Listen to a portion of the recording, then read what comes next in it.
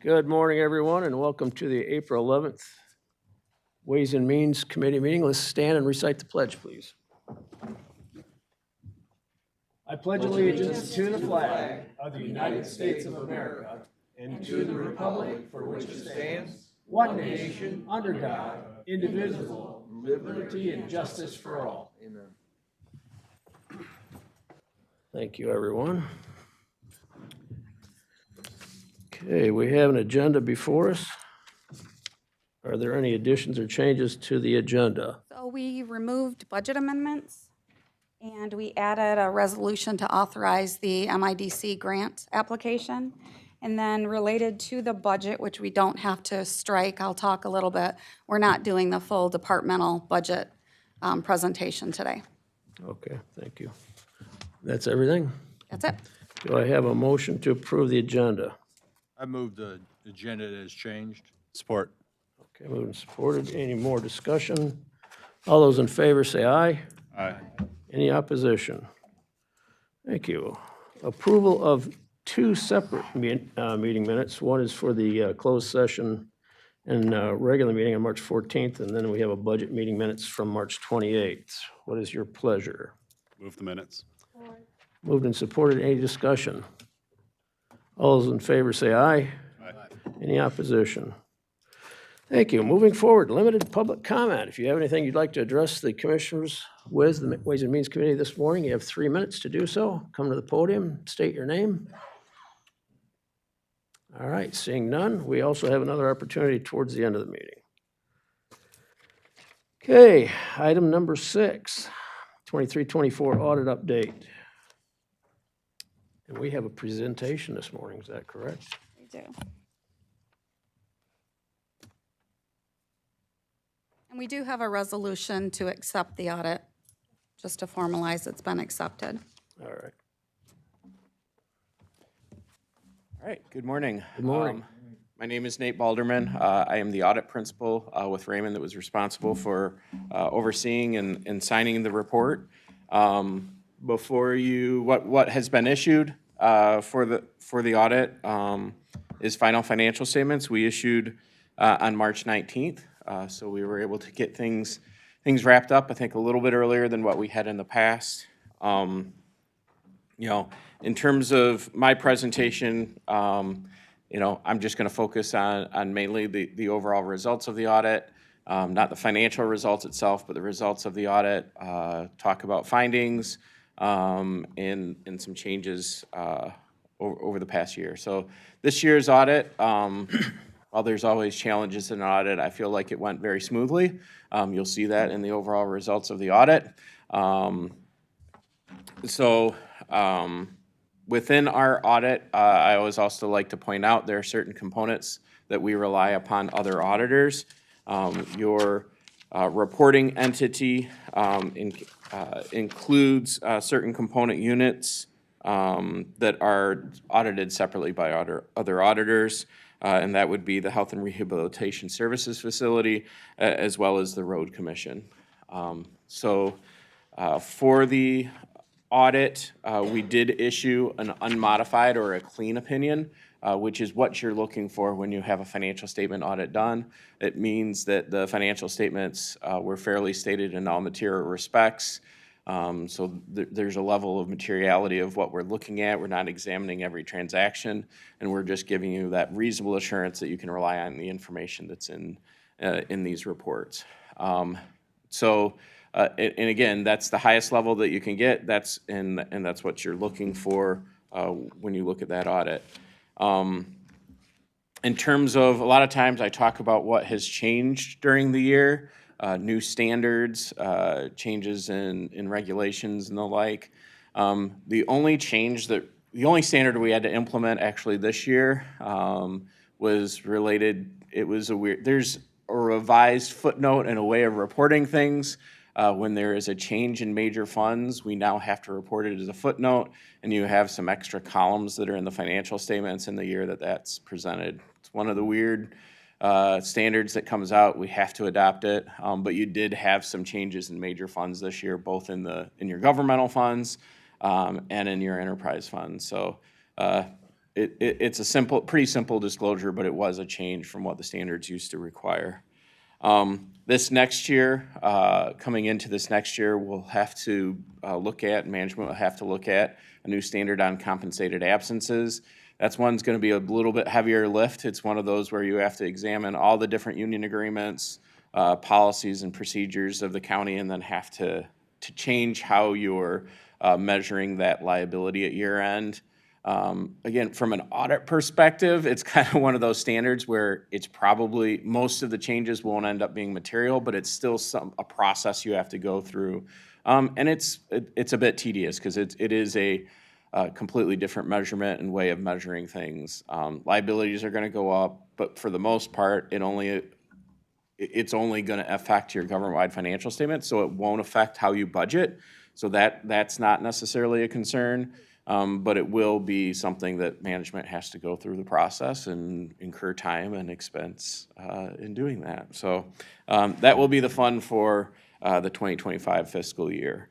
For the actual single, or the other part of our audit, we do look at internal controls when we're doing our audit. It's for the purpose of planning our procedures. It's not giving you an opinion, but we do ultimately look at things and have to report things. As you may recall, in previous years, we've had findings for different things. Last year, there were 2 different findings that we had. We had a finding over financial reporting related to material audit adjustments, and then there was also a finding related to procurement suspension and barment procedures on the federal awards audit. I'm happy to say this year we did not have any findings. So it's a clean audit, both from a financial reporting perspective, as well as on the single audit, the program that we tested, the coronavirus state and local fiscal recovery funds was the program that we looked at, and there were no findings on that as well. I will also say, as a part of our audit, we are required to look at those prior findings and verify that things have been cleared up and it's not an issue again. So we were able to verify that those issues weren't there in the current year and those didn't have to be repeated. So the one on the material audit adjustments is kind of an obvious one. If we didn't have the audit adjustments, we don't have to report that finding again. So again, very clean audit. Commend Connie, Melissa, Ben, and team for going through and having that clean audit this year, and the entire county. It really is an effort. All departments end up, there's some level of we're looking at those things, and it's a concerted effort with everyone to have that clean audit. So, so that's from the perspective of the financial statements in the single audit. That's what I have to report. We do have a separate letter that gets issued. Just point out to you, it's kind of a standard communications that we have to make to the board, to those charged with governance. This letter, there's various things in it. You can read through it. There's really nothing. It's kind of one of those letters where it's the except for, or those things, if there were difficulties encountered during the audit, we'd have to report those, but there's nothing really to highlight out of that. I will say there was one management letter comment. We always look for things that might be able to enhance the control processes or the procedures, and we did note one item in that. It was related to a particular drain clearing reconciliation, but again, it didn't raise to that level where we would call it significant or material, where it had to be actually a finding. It's just an area that could be looked at and enhanced. So other than that, I really don't have anything else that I had wanted to highlight today, but would be happy to answer any questions that you have.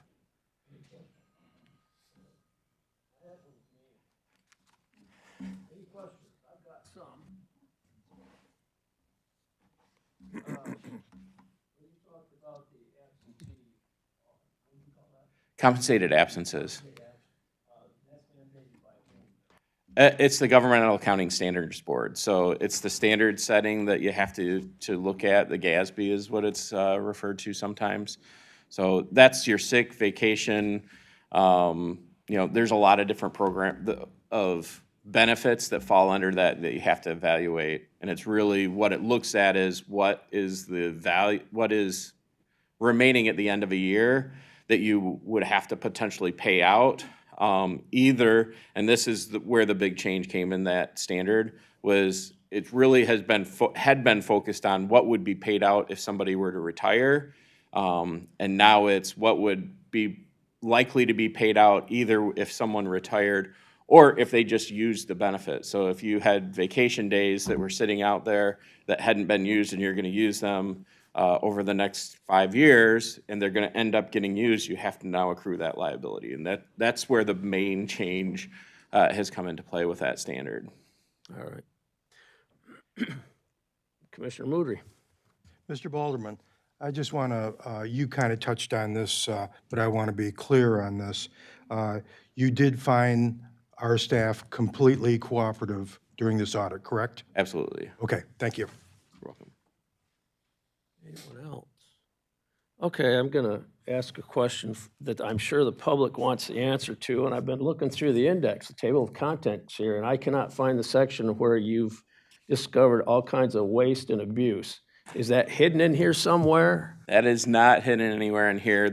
I will say the letters in the back is where it talks about that. When you look at those in the single audit report section, in the last section of it, it does talk about the fraud, waste, and abuse. And if items were to come to our attention, they'd be highlighted in those letters. So you did not discover any? We did not discover anything. Thank you, I appreciate you saying that. And just briefly, and I know you started your presentation with, but would you again tell us the purpose of an audit for a county? So the purpose of an audit, there's a couple things. State law does mandate that you have an audit conducted. So that's one purpose, is to meet the requirements of state law as well as federal law. Because of the amount of expenditures you have, you are also required to have a financial audit. But the overall purpose of what we're doing is making sure that these are reasonably stated. Our overall purpose, while fraud is a part of what we would report and what we look for, it's not a fraud audit per se.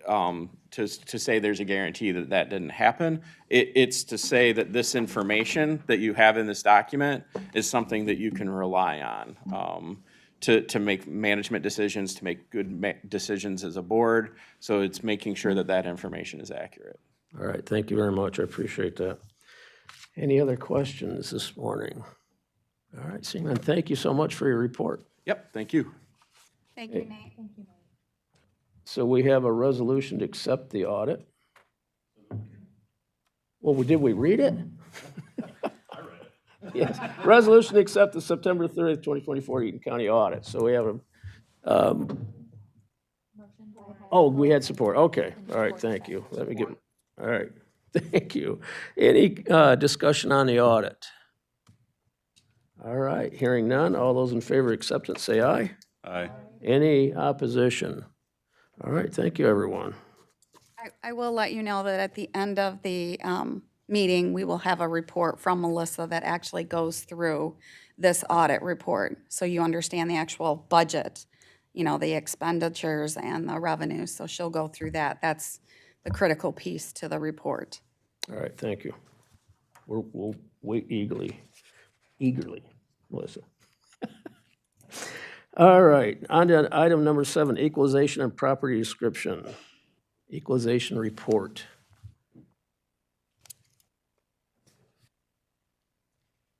Good morning. Good morning. I want to thank my staff for putting everything together. We got through board review, everything went pretty smooth. In most instances, the SEV is substantially higher than the taxable values. That has been lowering the number of tax appeals we've had the last few years at the local level. Increases were pretty solid this year, not quite as good as we had in the last previous years. I did the historical percentage change. For 2025, we're showing 6.32% increase in SEV versus 10.10 last year and 8.74 in the previous year. But we're still pretty happy. Overall, we had an ag class increase of 8.75. Commercial class was up 3.40. Industrial class was up 5.09. Residential was up 6.85. Developmental, which just gets transferred to residential typically, went down 6.19.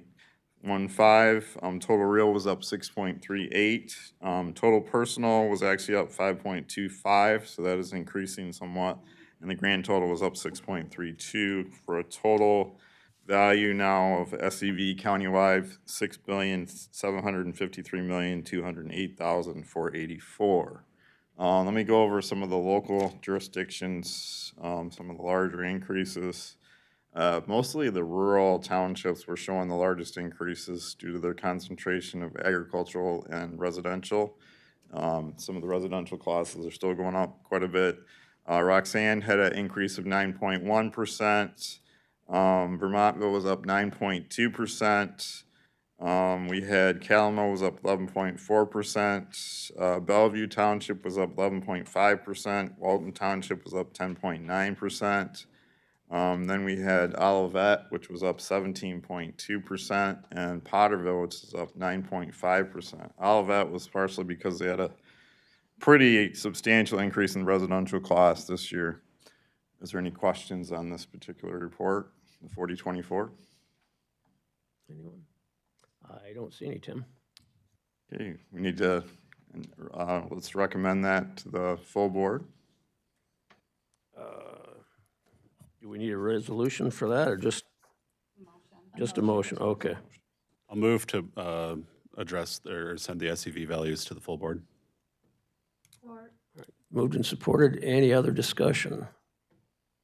Seeing none, all those in favor say aye. Aye. All those opposed. So briefly, Tim, this, we dropped an evaluation, let me see, what page are we on?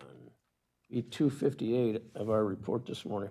We dropped in value from 10.10 last year to 6.32. Is that what those numbers mean? Well, it's still going up, but not as fast as it was the last couple of years, so it's still increasing. Okay, all right, So it's moderating a little bit. okay. All right, thank you. Oh, Commissioner Haskell. Your question prompted me to another question in my head. So we, with that 6.32, that's a snapshot as it sits today, right? That's This correct. is not a forecast. No, it's not a forecast. Okay, That's just for the 2025 values. okay. If we Budget were, we're if we were working on would curious be- about forecasting, where The, would we the look? budget we're currently working on would be for 2026. Okay. All right, thank you. Commissioner Mott. Thanks, Tim. Hey, can you explain to people that don't know, because we're getting a lot of people out there that saying that the county is raising their taxes when you see a report like this. And so some people look at that and go, see, the county's raising our taxes. Can you explain, please, how these numbers come about and why their property taxes going up? Well, it's important to understand the SEV is based on half the true market value of your property, but that's not actually what you pay taxes on. You pay taxes on the taxable value, which is capped based on whatever the inflation rate is. So the inflation rate this year is 3.1%, so that's the increase that you're gonna see on your taxable value, which applies to your tax bill directly. Also, I should tell you that I've been talking to the Controller's Office about veterans exemptions. These numbers do include veterans exemptions since last year, so we're not actually receiving all the money that it looks like we're receiving. I've done some calculations now that the software has ability to analyze those in much greater detail now, and we're at $53 million in SEV goes to veterans exemptions that we don't receive money on. The taxable value is about $37 million, and it's going up about 8% a year. All right. Yeah, Commissioner Moudry.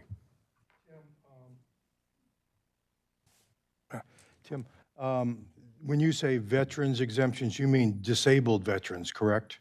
Yeah, disabled veterans. Okay, not all veterans get, No, yeah, it's disabled veterans. And that has to be approved through the Veterans Administration, correct? yeah, you have to get a letter from the VA stating you're receiving benefits for some type of disability. Yep, But the number has gone up substantially since they changed the law about 5 years ago. At one time, you had to have your house modified for being handicapped, like in a wheelchair. That's no longer the case, so they've expanded that tremendously. okay, thank you. Commissioner Holmes. Yeah, I wonder what effect the solar farms have out in the agriculture area. And the other one was, you talked about inflation determining the rates. Isn't that more of a federal level thing that we need to concentrate more on, that just comes down to the county and the local people, really not too much the county level can do? Yeah, the inflation is calculated based on the CPI. We use a different fiscal year than the federal government does for like Social Security checks, but the numbers are basically the same. So you take a 2-year average of how much the CPI went up, and that's the basis for how much taxable values go up every year, essentially. Really, the solar farms haven't really affected the ag class that much because typically we don't use those sales in our analysis when we're doing our appraisals because those are not really typical arm's length transactions. We're looking at farm to farm transactions when we do our appraisal analysis. And there's not much going on with them at this point either because they're not really doing anything with the solar market currently. Yeah, not in Eaton County, but go south a little bit, yeah. Okay, thank you. Yeah. Commissioner Wright.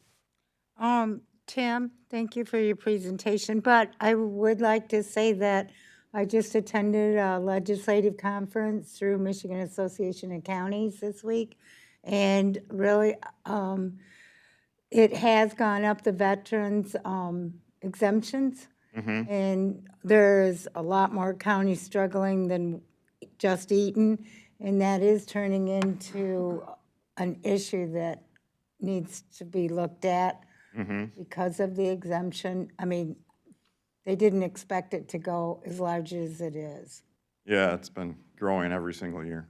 right? So, might have help. Any other questions to put Tim on the spot this morning? I don't see any. I guess you're off the hook. Okay, thank you very much. Thank you. Okay, item number 8, Communications Director.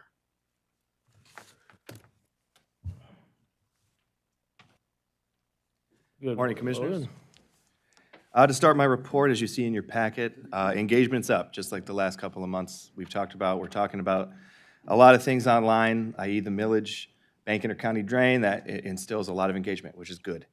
You know, on our website itself, we saw about a 36,000 session increase from last month. A lot of that has to do with the kind of content we're sharing, people accessing the public safety millage page, that has increased by several thousand. But also, you know, the sheriff's office had a very active month. A lot of big incidents occurred, so people were drawn there for press releases and other things. And so you saw a huge increase in our site use, which is good for our data collection. That means we get more data, obviously. And so when you look at things like JavaScript errors and such, we had a decrease there as well by about 5%. That's a dynamic programming language, so anything on our website that's interactive, sometimes it'll crash depending on what it looks like. I should make Nathan or Eric come up here to talk more about what that means, but we did see a decrease in that, and that was some active changes we made with some department pages, working with those directors to figure out what's not working, what can we shift around. Social media, again, another uptick. We're talking about a lot. We're sharing a lot of information, and people are engaging with it, whether negatively or positively, or just asking questions, which is good. I talk to residents every day, whether they come in, call, or send messages into the office about bank intercounty, about the public safety millage, and that has increased quite a bit as we've kind of reaching a fever pitch of throwing information out at people, which is good. On the third page of my report in your packet as well, you'll see the top cities, is that graph. That's from our social media and folks accessing our platforms. That's sort of the breakdown. It's shifted a bit from the last time I've showed this a few months ago. But that's just kind of that breakdown. And then as for traditional media and the press, the sheriff's office had a very intense couple of weeks, a couple weeks ago, a lot of big incidents. Bank intercounty and the public safety millage, there's been just a lot of press coverage around those things. Any questions on any of the analytics that I posted here? I do have another part of my report I want to give, talking more about my position in general, but any question? Commissioner Moudry. Thank you, Logan. My understanding is that when you have, excuse me, hot topics, it helps because people start searching and they get used to the website, correct?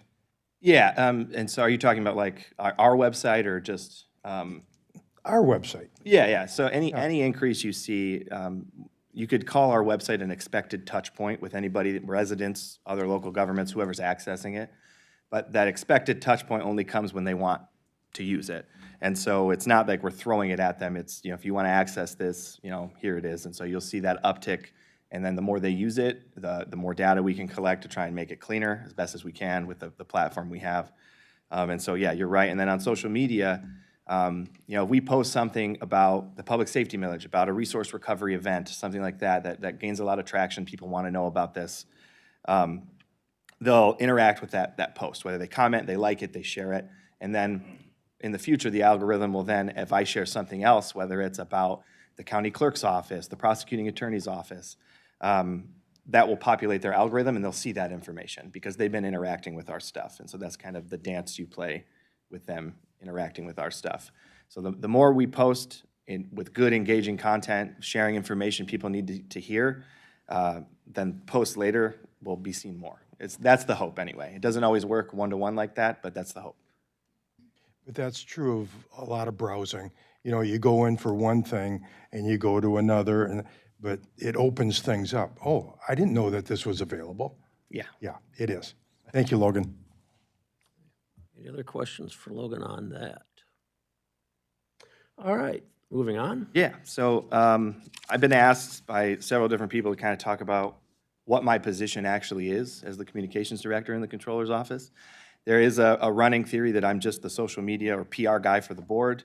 I do deal with the media and traditional media, and I do deal with our Facebook and other social media platforms, but that's a fairly small part of my job. And so, almost 2 years ago, my position was created to kind of buoy the way we communicate with our community, whether that's residents, other local municipalities, or state and federal government too.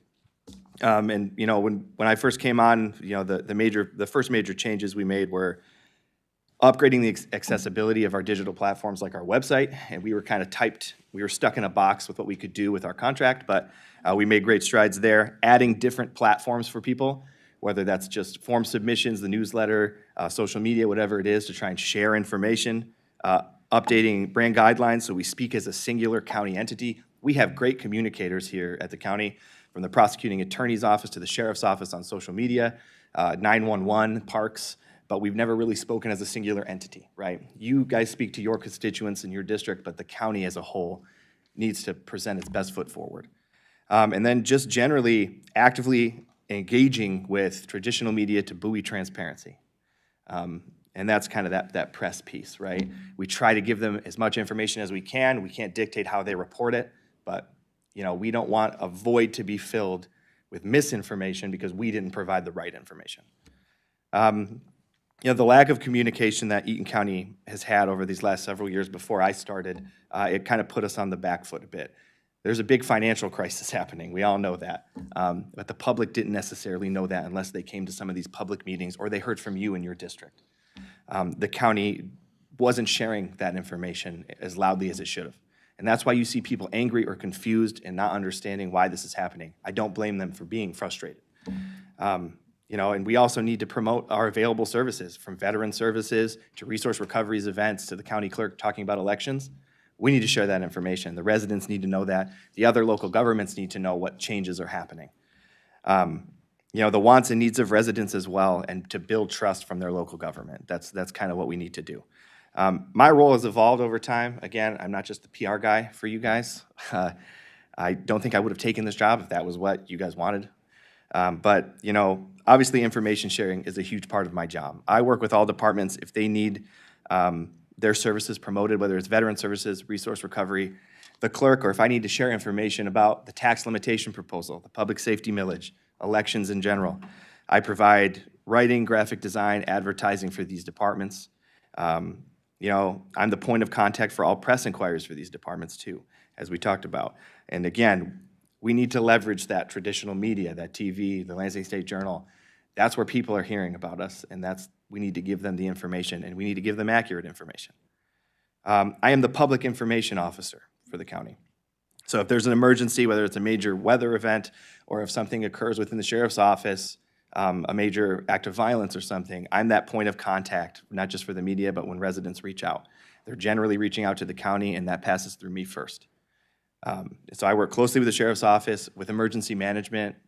Emergency Manager Wilkinson is a fantastic resource the county has.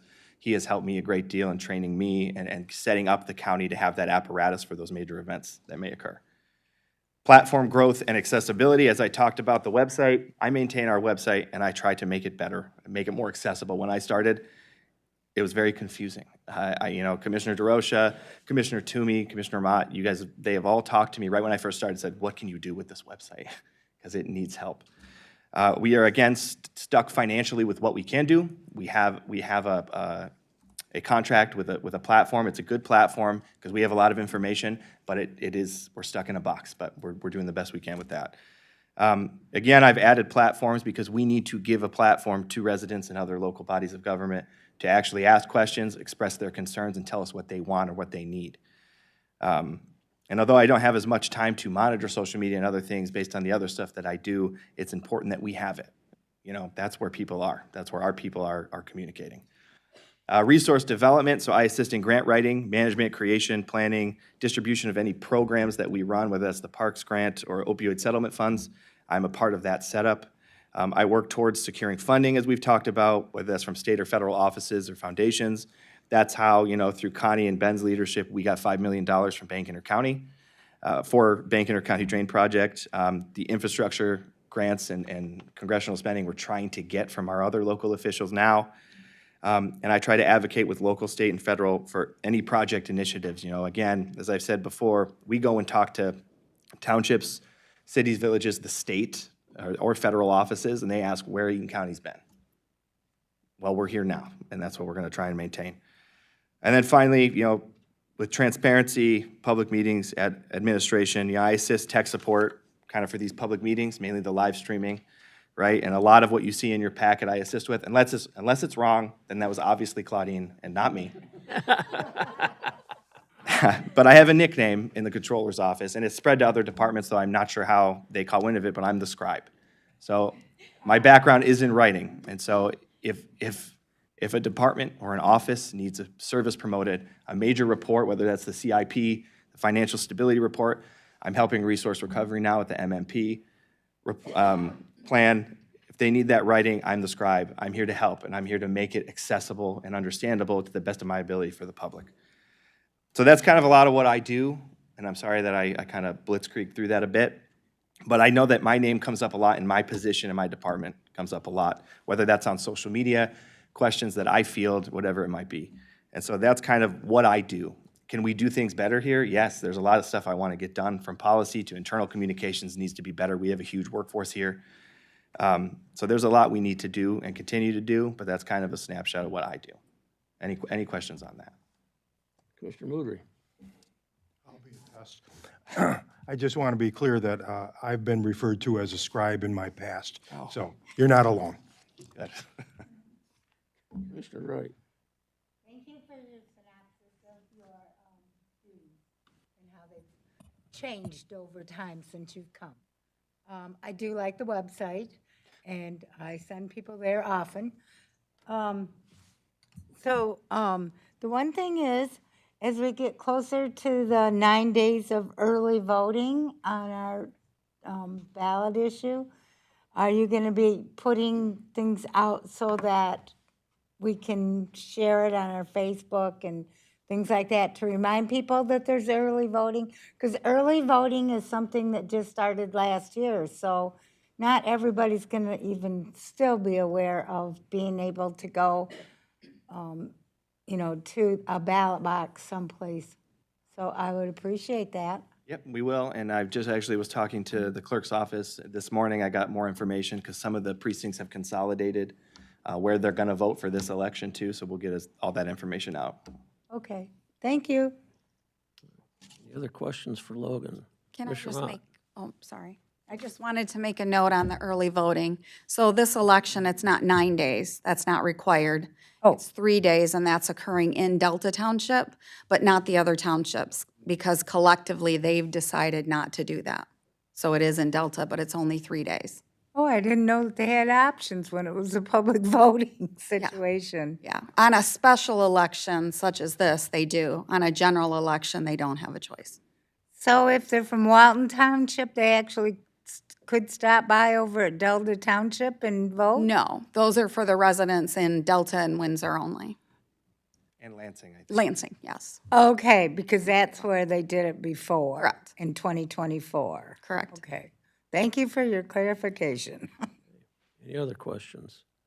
Commissioner Mott? Yeah, I just want to make a comment on your duties and what you were talking about.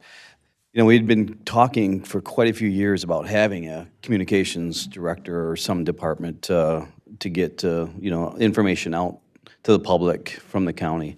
And when we finally made the decision, and I remember your interview, and we were, talking about the duties and stuff, I imagine you, or nor even me, realized just how much you're going to be doing. So I think once you got on the job and realized that we got a couple millage, or at least one millage on the pat, you did a lot more work than I think you anticipated. So I thank you for all that. And I think it just proved by the work you're doing and that this county needed that position a long, long time ago. So thank you for all the extra work you're doing too. Thank you, Commissioner Mott. Anyone else? Well, thank you, Logan, for your report and your explanation, but I think it would only be fair that we allow Claudine 2 minutes for rebuttal. Don't worry, she'll let me know how she feels. Okay. All right. Thank you, Logan. All right. Item number 9, Human Resources Director. Good morning, everybody.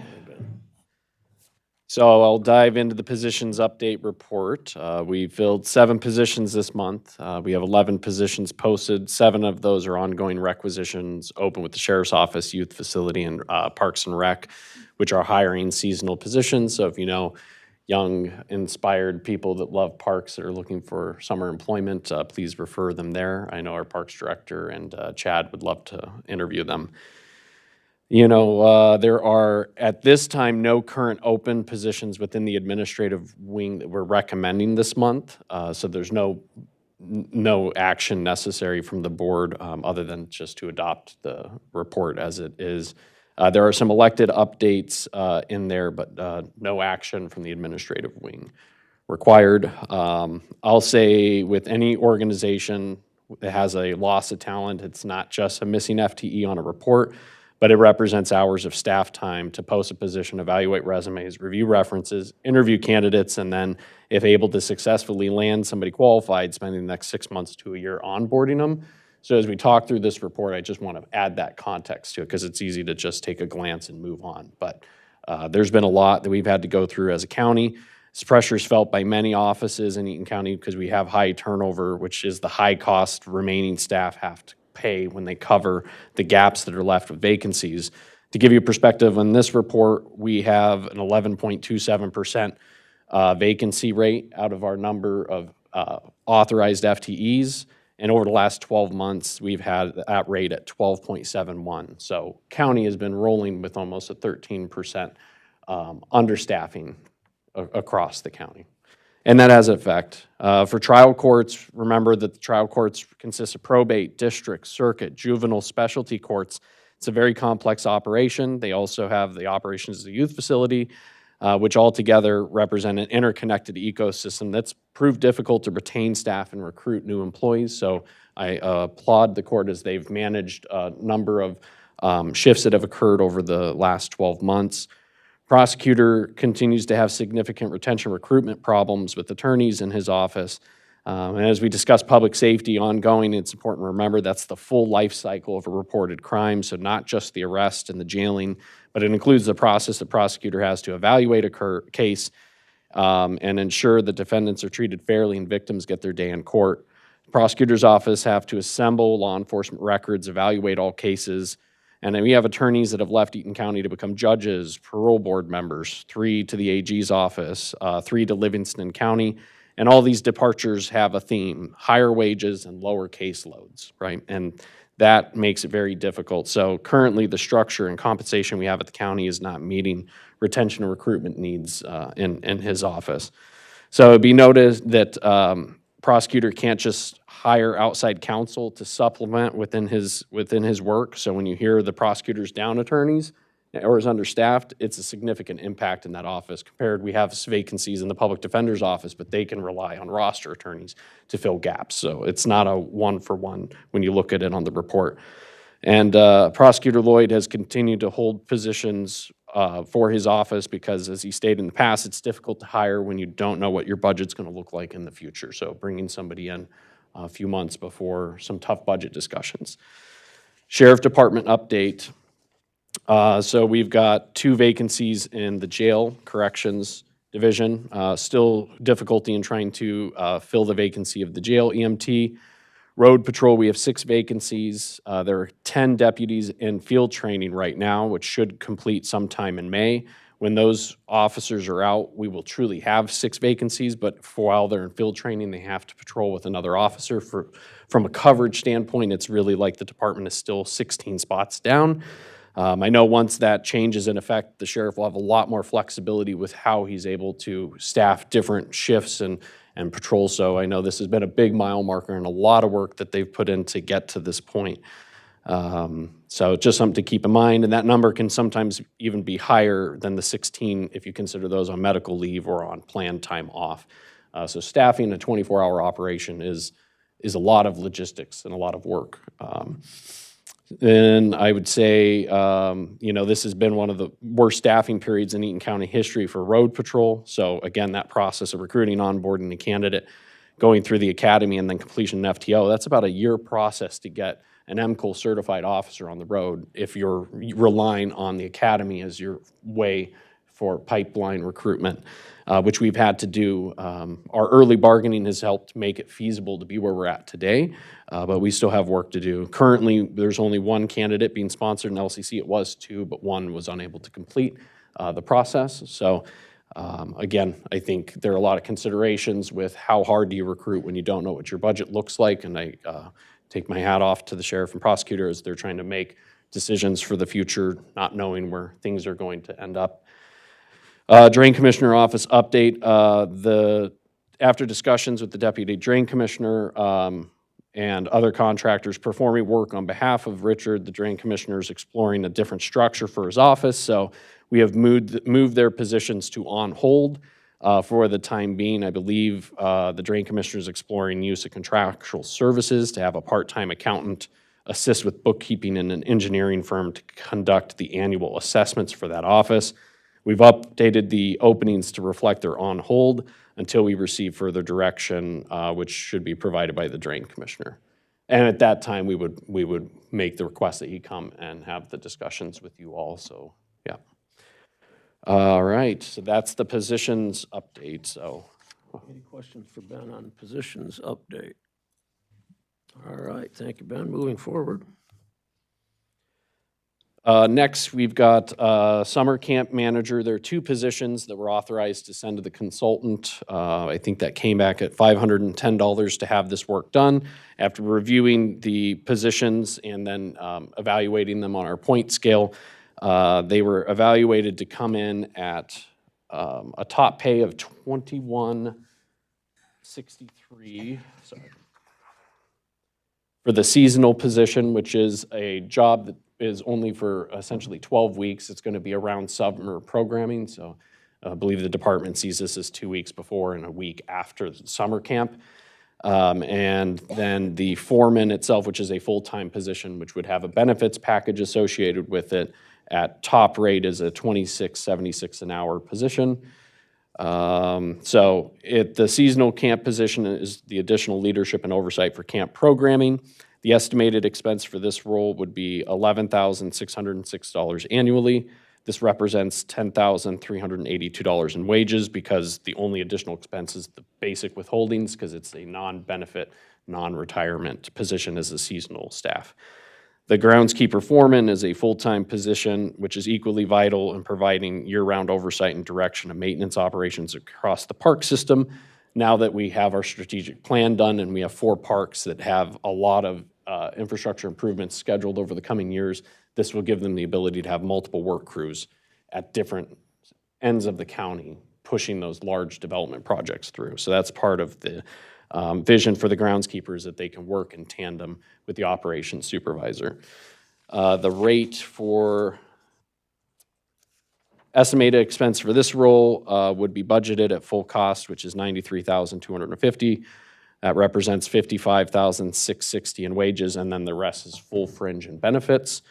And note, when we budget, we don't know if somebody comes in on medical, if they're going to be single, if they're going to be family, or what. So we always budget the family coverage. So it's possible somebody comes in and they're budgeted a little less if they're single and not married with no kids, right? But we have to budget for the worst case scenario, which is that number of the 93,250. I would also note these positions are fully funded through the Parks millage and do not require commitment of any general fund dollars. So the action requested would be members of this committee authorize adding these two new positions, one which is full-time, paid out of the Parks season, and then the other one paid out of the current existing seasonal budget Parks already has. If this in the future leads to them needing a budget amendment to add more money to the seasonal budget, they would come before this body to request that, but they're going to try to run it with what they have currently. I welcome questions. Any questions? Commissioner Haskell. Thank you again for pointing out that this is through the Parks millage and not the general fund. I was waiting to hear that, so thank you. No problem. Especially for the seasonal camp manager,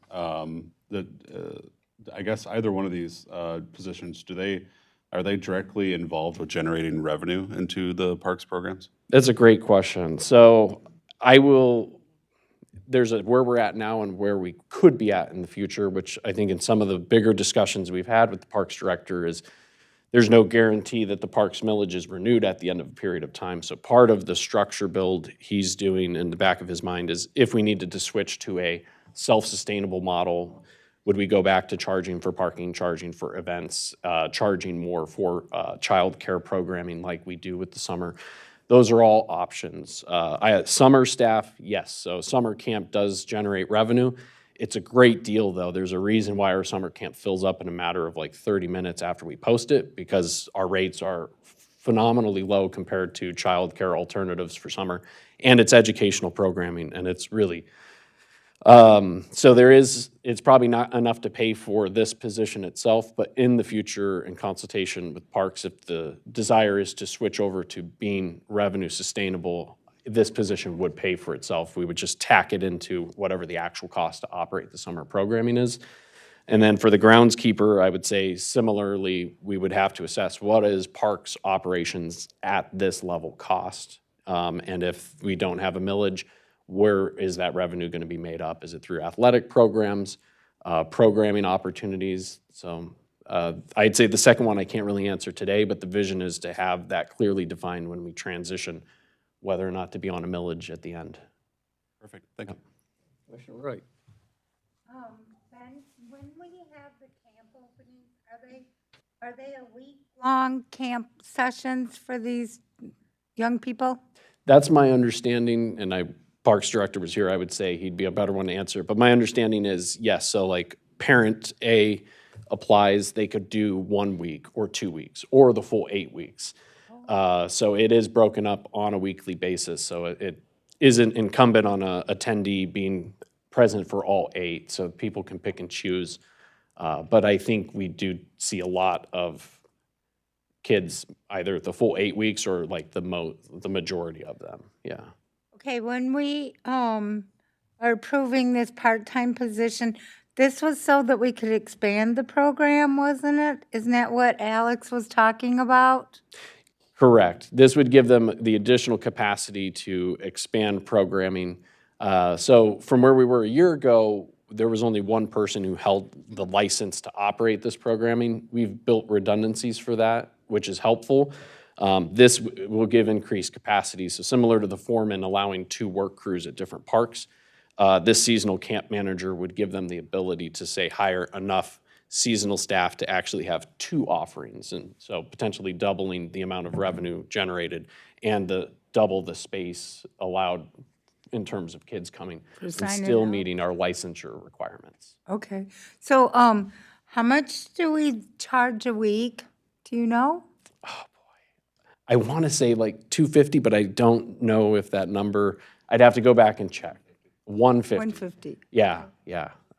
I remember it's a good deal. Like I said, there's a reason these fill up really quickly is because $150 for 5 days of programming. I mean, that's good. Remember, I'm asking these questions because I used to, for Yeah, 11 years, be a director of a nonprofit, and we had summer camps that I had to fill slots. definitely, definitely. So I would say where we're at right now and then where we might be at the end of 9 years, that number might shift. Yeah, that's very reasonable, so that's why I wanted to know, be able to tell my neighbors, but the slots are full, I understand. Don't tell them this year. Definitely. Any other questions for Ben? So in order to approve these positions, we just make a motion to approve as written. And these are posted now, or we have, We would wait until I think these would then go to full board and then we would post them since they're new positions as opposed to just a reclassification or. One needs to go to the full board because it's an actual adjustment to the position allocation list. So we would do that, and we can do that via a budget amendment. We just don't think we'll need the dollar amount, so Melissa and I had discussed a zero budget amendment that we would take to the board. So it wasn't necessary to put in the packet until you approved it. any more questions? Hey, do we have a motion to move forward with this? Moved Support. and supported. Any more discussion? All right, all those in favor say aye. Aye. Any opposition? All right, thank you, Ben, unless you have anything more. I have just 3 I'll try to hit quickly because I know we got a lot. I want to give you an update on the non-union sick leave policy, and then we've also started doing a driver's record background checks, and we're updating our work from home agreements. So I'll try to run through it quickly, but the Earned Sick Leave Time Act, we've actually sent out, and we're having all employees review the new policy and sign off so that we can record it on file that we've done that. So we want to make very, very clear that we are super in compliance with this new law. It is normal when people hire on that we have them review the personnel rules. This is just ensuring that we have an updated version specific to the Sick Leave Act.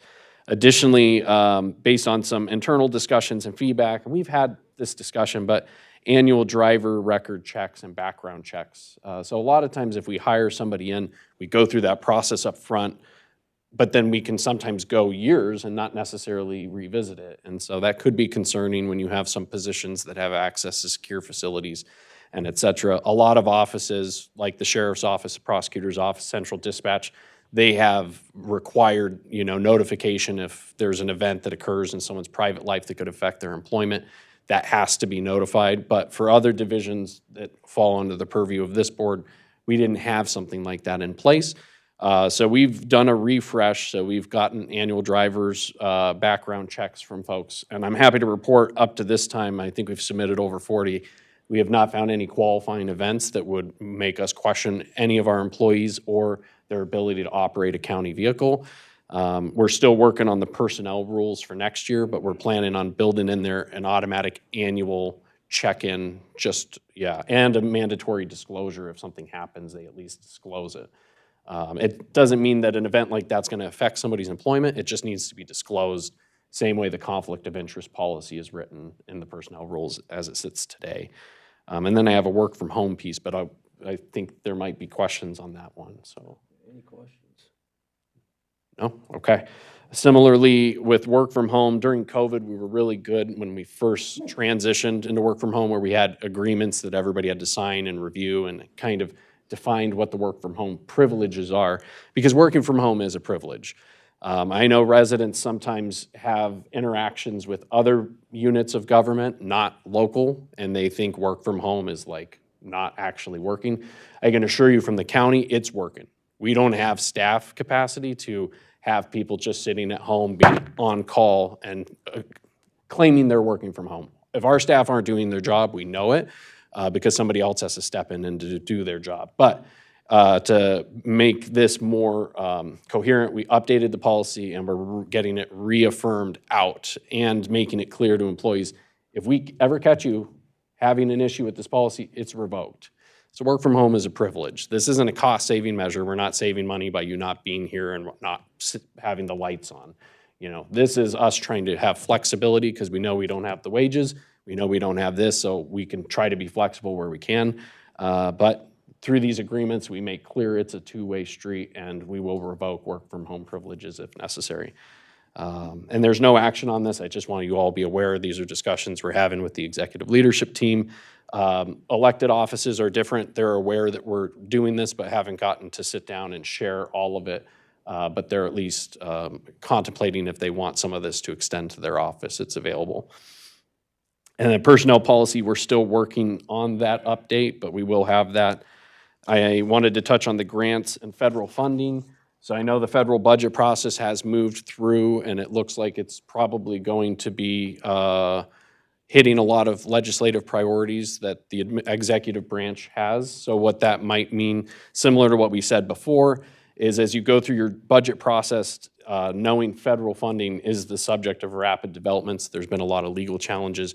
Once we move into the next cycle, there's going to be, I think, less legal challenges because you're not arguing over a prior appropriation. We're talking about a budget that was appropriated and it reflects what was passed by the legislature. So what that important note for members of this committee is just be aware if we're adding programming, if it's not in line with a clear presidential priority, its funding could be impacted in the future budget.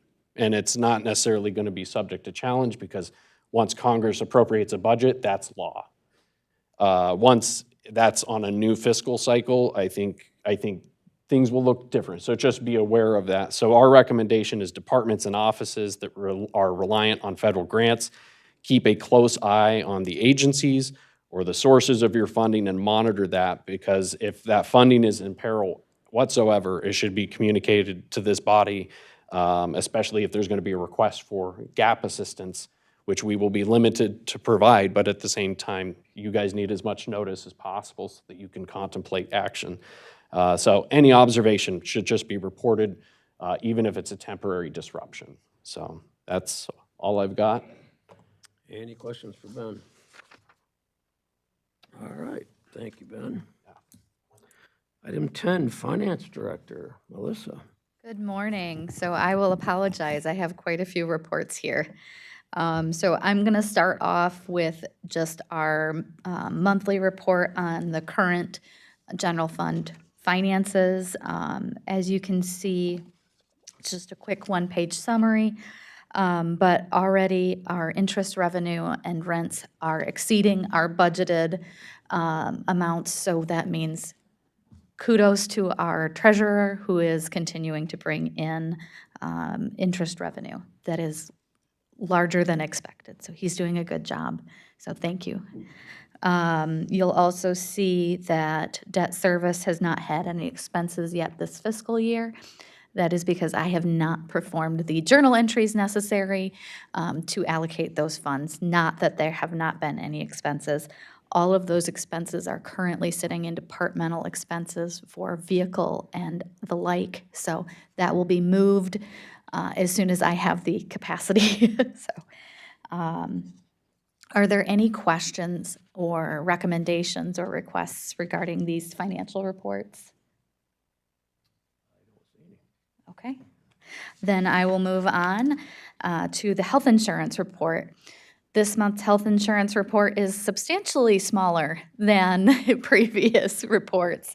My plan is going forward that these will be very short reports for you, and then once per quarter, I will provide an updated report with the full picture.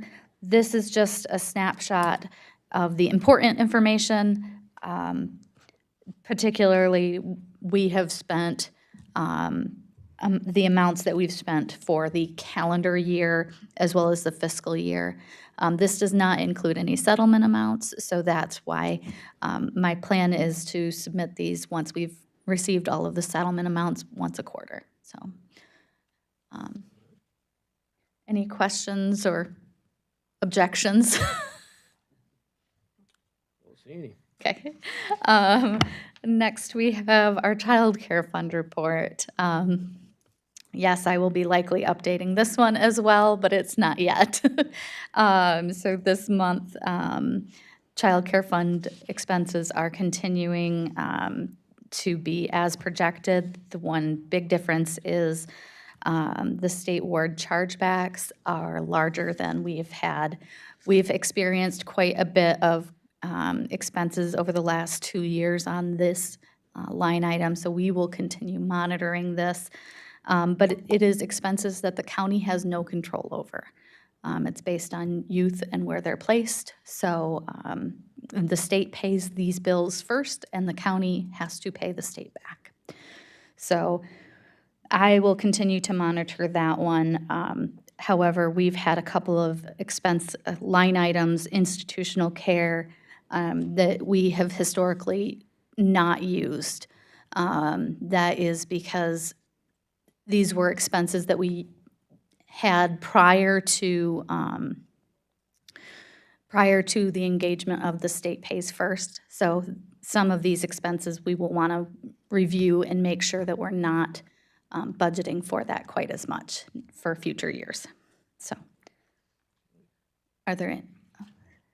Any more, or any questions on? I'll just note one thing, and we've talked about this before, but we did not put a general fund contribution, transfer out is what it's called, into the child care fund. You'll see we're utilizing the juvenile millage to run the programs that you see down here, day treatment, community-based services, and those that are in the facility. So just so you understand that we're trying to preserve the general fund monies as much as we can, and that's in cooperation with the court and all the work that they do in those programs. I will also, Sorry. Commissioner Haskell. Connie, to that point, is that new as of this year, or do we normally? This was the first year that we fully removed the general fund appropriation. We were able to do that first in part to the fact that we preserved money within the fund to ensure that we had the funding to open the new facility, and to make sure that there weren't any deficits that would come in from anything related to that. Plus, we were hiring new. If we would have been able to fill the positions right away, we wanted to make sure we had the money. Obviously, we are behind in filling positions just because it's still difficult to recruit. Sure. All right, thank you. Any other questions? Okay. I will also note that we had got notified of an audit request for the child care fund from the state, and that started back in October. They have been diligently working on that, and we received the preliminary report from the state regarding that just this week. Trial Court Administrator Amy Etzel will be working on that, and we will be meeting, so we will have more to come on that. So that concludes the Child Care Fund report and all the easy reports, I will say. So now I will come to the report on this last year's fiscal expenses and revenues. So basically, summarizing our audit report. So revenues were higher than what we anticipated. We also had expenses that we had savings in. So just to kind of go through the, I don't want to read the whole report, so I will apologize if you haven't read that yet. But tax revenue has increased over the last 5 years. It's approximately $4 million or $5 million higher than 5 years ago. That is because of inflationary changes. That is not that the county is increasing taxes. We are benefiting from it. We've also had expenses that have grown within our public safety department, our general government department, and our judicial department. These expenses have outpaced the revenue that we have brought in. This is a topic that we have talked about at length. So, personnel expenses and so wages and fringes continue to be our highest expense category for the general fund. So I do want to point out something that Mr. Balderman, the auditor, also discussed, and that is audit findings. So there were not any audit findings this year. However, there was a comment regarding our drain clearing account. And they are recommending that there's additional work that can be done.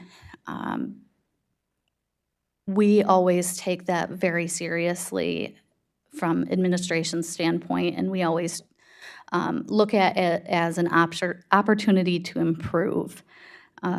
So we have committed to continuing to work with the Drain Commissioner's office to see this cleared up and see how we can improve. So at the very end of your report, you'll also see we have developed a glossary of terms, kind of a quick and easy reference point for what do some of these things mean when we're up here talking. So hopefully this will be a option that you can reference back to. I do plan to put this on our internal website so that if the public looks at that, they can review back to that.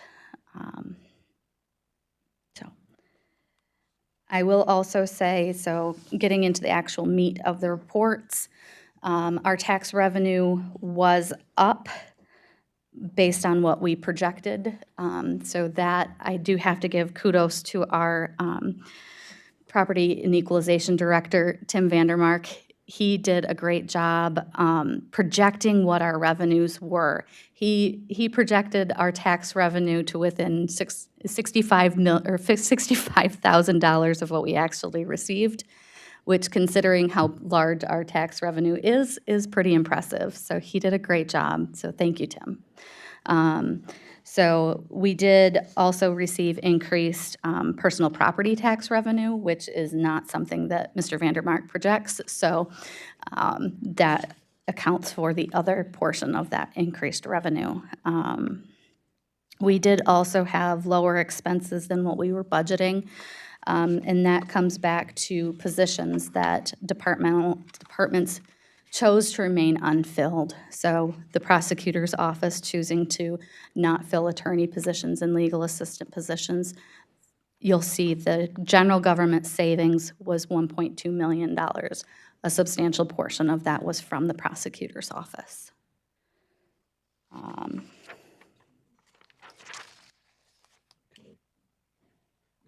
ahead, Commissioner. A question about that. About the drain office issues. Where is the line drawn between the drain office's budget and accounting and the counties? I mean, it becomes it's the counties overall, I suppose, but what is the difference between those accounts and how is it separated? So it's really a question of if it's for the benefit of the drain itself, or if it's a benefit for the county. So if it's a benefit for the drain itself, the county has an obligation to make those payments. If it's a general office line item, then the county has control over that. So in the audit report, what category was that in the finding that they had? That was within the county's general expense accounts, so. It was a general fund clearing account that they did not have the reconciliation for. It was explainable. We did have some turnover within the office that made it, it was difficult to find the information. However, the auditors were still satisfied with the responses that we were able to give, but it was just an area for improvement for future. Thank you. Any other questions for Melissa? Oh, Commissioner Haskell. Thank you, Mr. Chair. I kind of wanted to just try to draw a connection between your report here and Ben's report earlier, because I get the feeling that the public will be looking at a lot of this and see wages and growth between, 2019, 2020 to 23, 24, and, kind of point and say, hey, like, what's up with this? But if they see that, I want them to rewind the tape and go back to Ben's report on our retention policies and still not meeting those. I think it's really important to understand that in the greater snapshot of all the years that we were woefully underpaying, considering the local entities around us that can poach some of our employees. So please, just try to keep that consciousness. Thank you. I think the easiest way to discuss that is actually when you look at our budget to our actual. So we budget that we will be fully staffed. And so in that budget to actual, you see there's a lot of savings that we've had over the last several years. And yes, we do have growth in expenses year over year, but that means that for the last 5 years, we've been understaffed. That's all this means, not that these are not improvements that have been made, but we have not been able to staff for many years. We've been underpaying our staff that we have for many years. So position savings alone accounts for $1.6 million worth of savings in our budget. So that's a substantial amount of savings. So if we had been fully staffed, how much more could we have done? So. Any other questions for Melissa? Can I add one thing too, and helpful perspective, through the American Rescue Plan Act, we were able to give one-time bonuses, retention bonuses, and we had a program, and I think we had a total of 3 disbursements over that period of time. One was CARES Act, I think, right?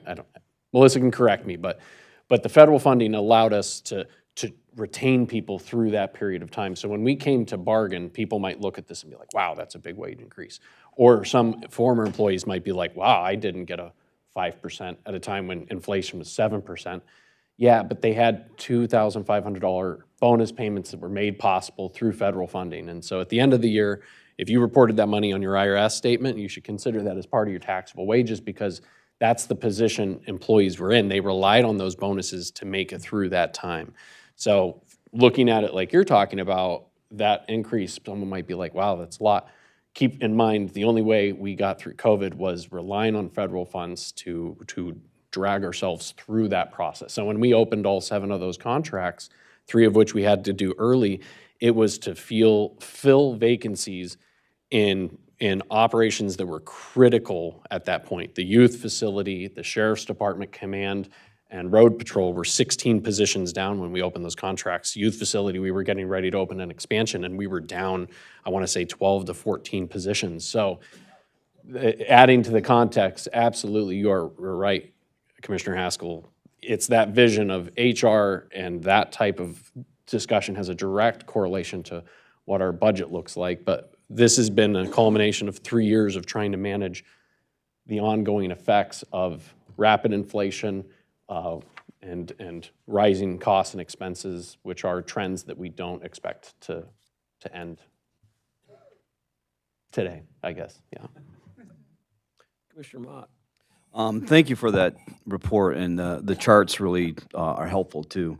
So the point that the county revenue increase, and you said was more than what you expected, but also you said the expenses outpaced the revenue. Can you explain to that? Because if I'm just a person out there in the public and I'm hearing this and I'm seeing this and I'm saying, well, the county needs to cut back, then they're overspending. There's too much fat. So can you speak to that and why that is the case? So our largest revenue source is our taxes, and our tax revenue is capped at due to our Headley overrides. So that's capped at a certain percentage of inflation. So when we have increases in expenses, yes, we also have increases in revenues, but we can't go exceed a certain amount on that revenue. It is our single largest source of revenue. It is what sustains our general fund. So while our expenses are increasing, they don't outpace the revenues there because it's capped. So expenses, so for personnel, if we give a wage increase to our personnel, they don't receive, sorry. I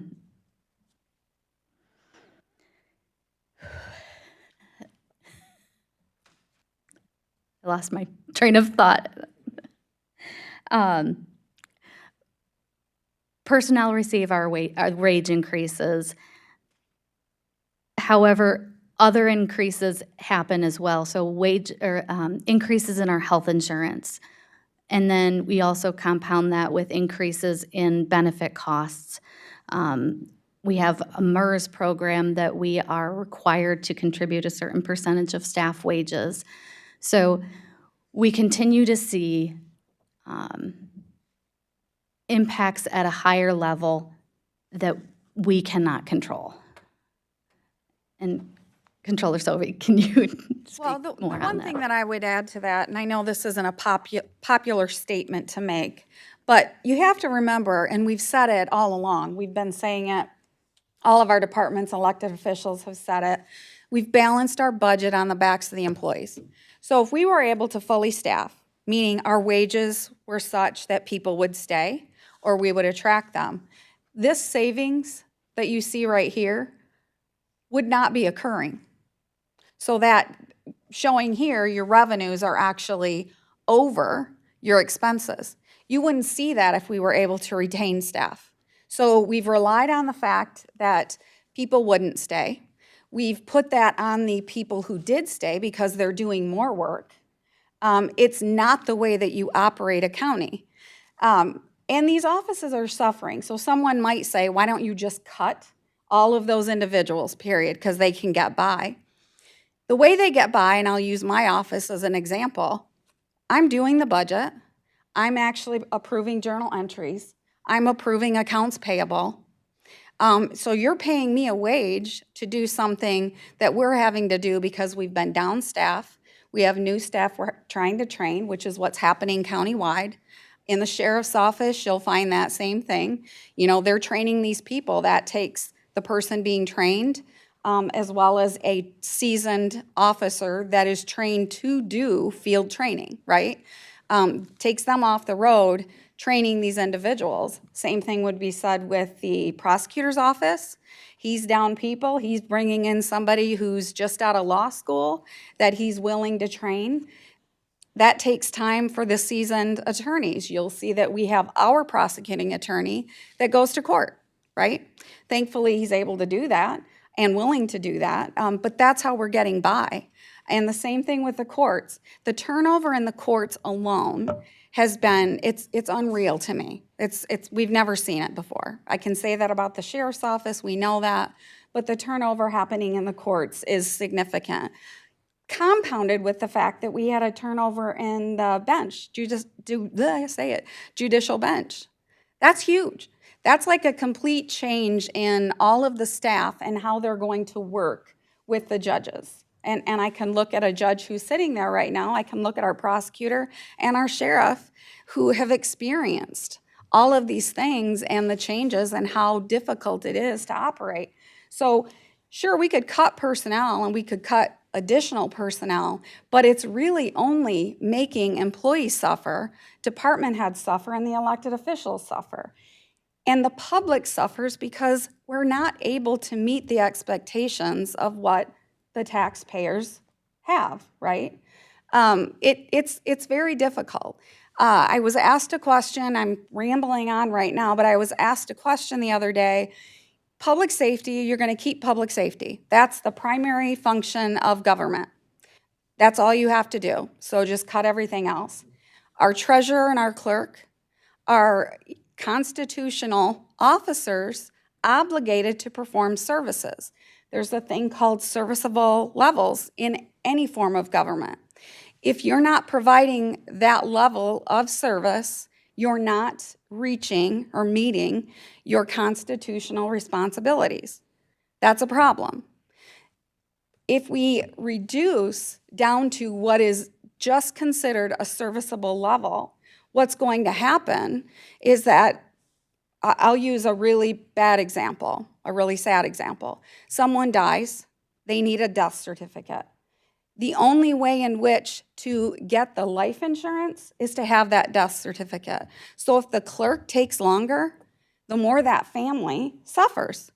The funeral home who coordinates all of that, you can get a line outside of the clerk's office for just the funeral home directors waiting for a death certificate. You need a birth certificate, you want to come in and get your CPL, you want to pay your taxes with the treasurer. There are so many things that the county is obligated to do. If we're not doing it, we're impacting what we're supposed to be doing, what the public expectation should be. So lower your expectations if that's the service of government that you want, because they're not going to be met, period. They're just not going to be met. And if that's what we have to do, you saw at the last meeting when I went through the budget and I showed you the cuts that we would have to make, in considering the requests that we got from departments, which that's why we're not going to present the full budget, as I stated. Those requests are coming in not at a level like they're asking for big things, right? It's coming in because they have to increase the cost of what it is to do business. Software, they're just increases, and I'll pick on the court because they're here. The state required a new payment for court recorders, which is great. But we have court recorders that are on staff, and we have to pay for those services. They increased it from, I believe it was 1.75 to 3.75 per page for transcripts.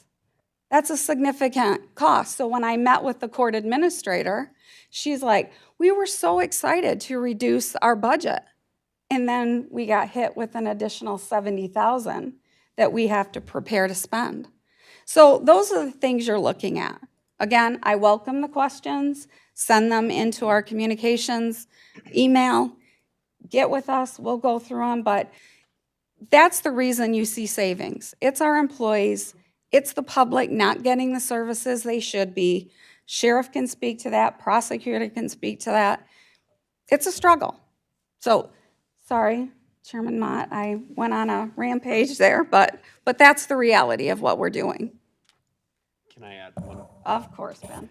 So, and I think it's a real good way of kind of encapsulating the discussion we had. So revenue's capped at no more than 5% or the rate of inflation, whichever is less, right? So even if inflation goes up 7, our revenue for property taxes doesn't because it's capped at 5.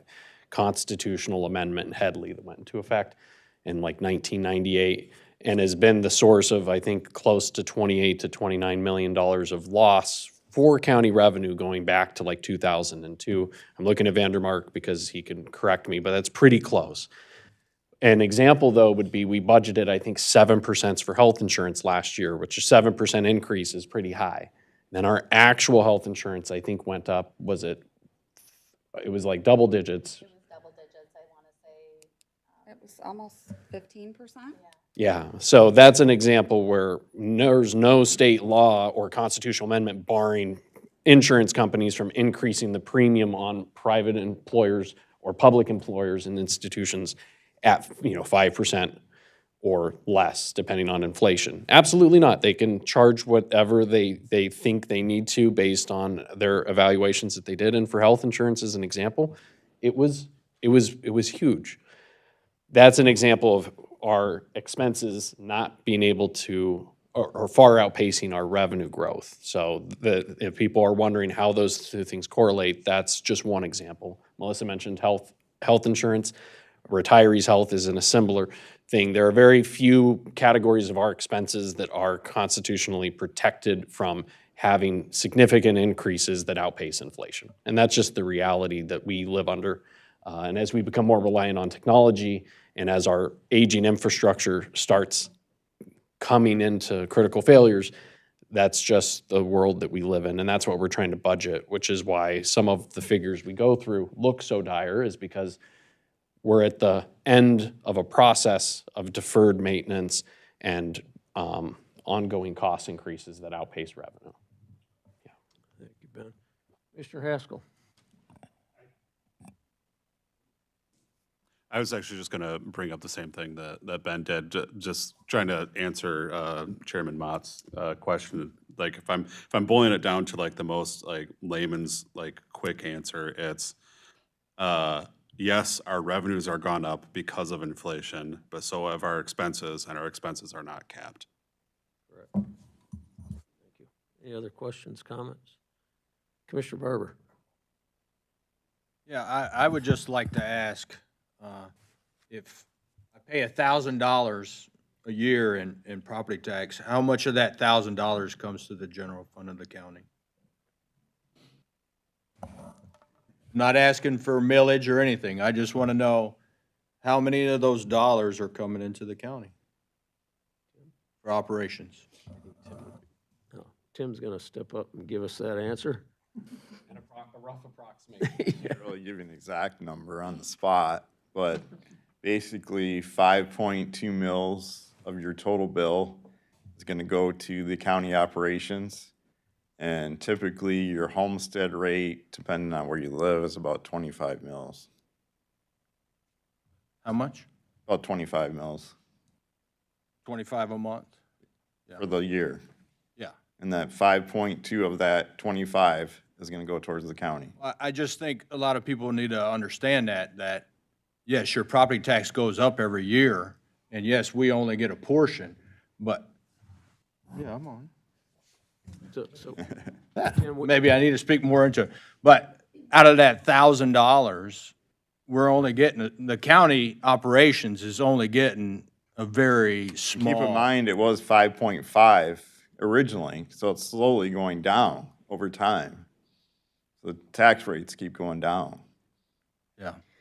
Well, I think that just needs to be reiterated, that a lot of people, they see their property tax going up, and they think it's all coming to the county, and then the county decides where it goes, and then, but really, no. It really, we just get a little sliver of it as it goes up to the state. And keep in mind, too, when the taxable values went down, they actually went down quite a few years during the recession. We never got that Headley rollback back. So the way the state law works is not really fair, because if the taxable values go down, you don't get that money back that you're collecting.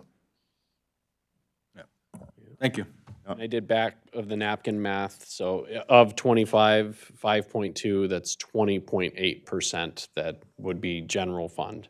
And then there are communities that are in TIFA districts where tax increment financing locked in the property values at the time those districts were formed.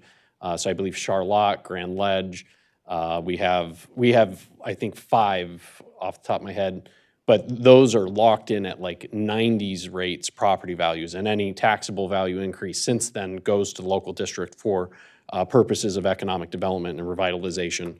So on top of that, keep in mind that a lot of our urban centers within the county, we're not even really getting that true of a percentage, because we're getting the 20.8 as if the property values are stuck in 1995. So, yeah, it's a good distinction. Commissioner Mott. Yeah, thank you for that conversation. I know it took us a while, but I think it was a good conversation to have, and I think we needed to have it because the conversation, excuse me, the conversations that are happening out there in the public. And so I appreciate that conversation. Also, I want to make a comment about the audit. So during the audit process, it's very stressful for Melissa and Connie, and when I walk back there during the audit time, you can feel the stress in the air. So I feel like we should spend a whole day just to give enough credit to the time that you spend on the audit. So thank you for doing that. It's a very tedious and stressful time, because everything that goes on in the county comes through the controller's office and ultimately what Melissa does. So thank you for all the departments for helping with that. But just let you know, we as boarders know that we appreciate what you're doing. Absolutely. Any other questions, comments? Commissioner Rodri? Thank you, Mr. Chair. In listening to Melissa's report, I have a problem with the word savings in this report when we're talking about savings on the back of the employees, okay? I don't have a suggestion for the word, but I don't like savings, okay? And on another point is, we've got to pay attention to what's going on in Lansing and the state. Because when we're talking about savings or cuts or whatever, I immediately want to know, okay, how does this impact revenue sharing? Because revenue sharing impacts us down here. So when you see state budgets, pay attention to revenue sharing, that part of the budget. Thank you. Thank you, Commissioner Rodri. Any other questions, comments? All right, seeing none. That concludes your report. Nope, there is actually also a PA 202 report that is in combination with our audit. I will simply say it is a short 2-page report that basically says we are in compliance. We have submitted everything that they need for this mandatory report. So if you have any questions about that, I guess I will refer to Controller Sobey. Well, I will say, if you go out to the state's website, and just type in PA 202, you can go out and look at what other communities look like. And that's interesting, and we should look at that. The goal is to be compliant. It's 60% in relationship to MERS, which is where we have to be the most concerned right now, given our costs are going up so high. But we are performing well, and I will say we did not receive assistance from the state in the funding that they gave out to municipalities who were underfunded. So those of us who were funded at the level we needed to be, and while we may not be at 80% funding, we're meeting the requirement. We did well, and we did not get additional funding. So, but it is interesting to go out and look at other communities, so I do suggest that people do that. Of course, Melissa and I do those kinds of things all the time because we're nerds. But it is interesting to go and look at that, just so you know how we compare to other counties, cities, villages, authorities, road commissions. It's a good thing to look at. Thank you, Connie. Any other questions? We don't have to do this today, but at some point here soon, I would like to see a list of this mandated funds that we have to put out. I mean, MERS, you mentioned MERS, the Michigan Employee Retirement System, I think that's the acronym for it. That's a mandated fund. We don't have any choice but to pay that, and it's substantial. And, I mean, anyway, we got a lot of things that we have to pay for that, while they benefit the county and the employees, there are things that we cannot not pay or things that we cannot cut. So, thank you. Any other? I'll just add one thing to that point. Yes, we do have to pay it. I just want to note that we have reduced those benefits so that we can decrease that over time. But it's taking us a long time to get to that point because of our legacy costs. So this board and the board prior did make decisions to reduce those benefits. And that's what you need to do, right? But we're so far out of getting away from what we were paying previously that this cost is just going to continue to rise. We have no ability to control that right now. The only thing you could do is put additional money into it, but you could put additional money, which we have, into it and still not see that marker move. So I want that to be clear that we have made choices here to reduce those costs. We're just paying for the old choices that were made. All right, thank you, Connie. Commissioner Wright. Commissioner Selby, with new people that are on this board that do not understand our obligations to mayors, it might be good that we have our mayor's regional person come back over here at some point, doesn't have to be right now, but some point to explain how that situation and how they come up with the formula from the actuaries. Definitely will do that. We're also Okay. looking at additional information that we are requesting from MERS on some special valuations that we'll be bringing to the board, and on some different funding structures related to extending the amortization for those benefits. Okay. So cut on the front end, pay more on the back end. We just dealt with this at the CMH finance meeting yesterday. Yes, it's not new. It's Nope, it's not new. happening everywhere. Thank you. And I just want to add one thing, that when we have the bigger MERS meeting, but no, when you see turbulence in the market in terms of stocks, what that means for pension systems is we have a smoothing rate. So if we have a loss in 1 year, it's not recognized in the 1 year. It's smoothed, I believe, over a period of 5 years. But what that means is when you have a bad year, it affects your rating for 5 years. It's sticky, right? And so the valuation of our assets the next time, which probably won't be this report, it'll be the report after this. Just know we're probably going to have 5 years where we're going to be looking worse because of the actuarial model of trying to make sense of what's happening in the marketplace. So I know a lot of people look at the stock index and they immediately go to their own 401ks and 401as. I go to what effect this is going to have on the county. So just kind of have that perspective. We're gonna feel it in our required contributions over the next 5 years. So even if it comes back, anyway. Thank you for that cheerful update. Absolutely. All right, any other questions on this? All right, we all set, Melissa? Thank you for your report, Melissa. All right, item number 11, public improvement. Chad.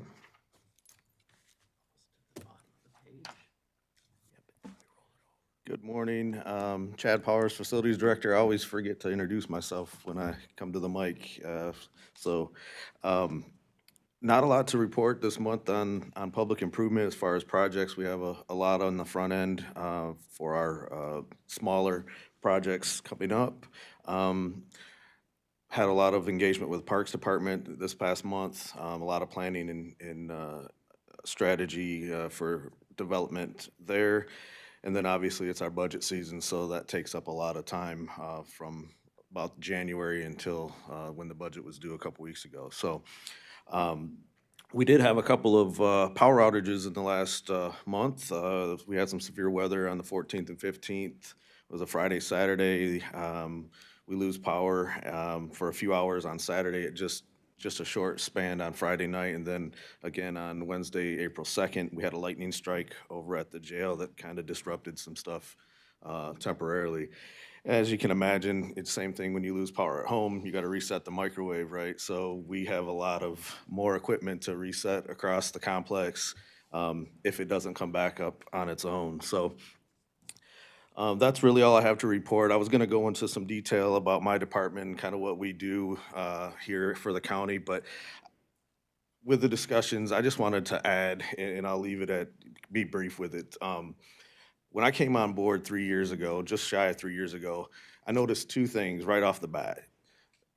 The dedication of our employees and loyalty of the staff, and that was in my department. So, and then also how we're barely getting by. We're getting by, but in some cases barely, across the board with infrastructure. And the longer I've been here, the more that's being reinforced across every department. And that can't be understated. Yeah, you know, there's several things that have to be done. Costs continue to rise, and the dedication and loyalty from the staff just is remarkable. I've been in senior level management for close to 30 years, and I've never seen the dedication and loyalty from a body, staff of what we have here at Eaton County. So I just wanted to, I'll leave it at that. If there's any questions, I'd be glad to take them. Question for Chad. All right, thank you, Chad, and thank you for your comments. I appreciate that. Okay, before we go to item 12, does anyone need to take a brief break? It's almost 10:45 here. Don't look at you, Ben. All right, we will continue on till somebody jumps up and runs for the door. So item number 12, Eaton County Land Bank Resolution Support. And I see our treasurer coming to the podium.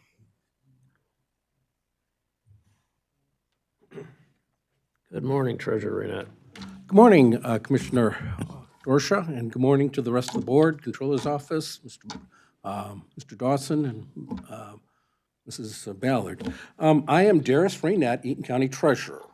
One of the duties of the County Treasurer is to chair the land bank, and we have a land bank officially known as the Eaton County Land Bank Authority, and we're relatively new, having started in 2019.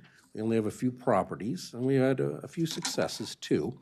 But one of the items that I've come to understand, or one of the properties that I've kind of inherited, is the Horner Mill Complex in the city of Eaton Rapids. That's on Main Street in, I guess I'm 50. And I've come to understand that there's kind of a long, turgid history between the out-of-state owners, I think they're in Nevada, and the city of Eaton Rapids.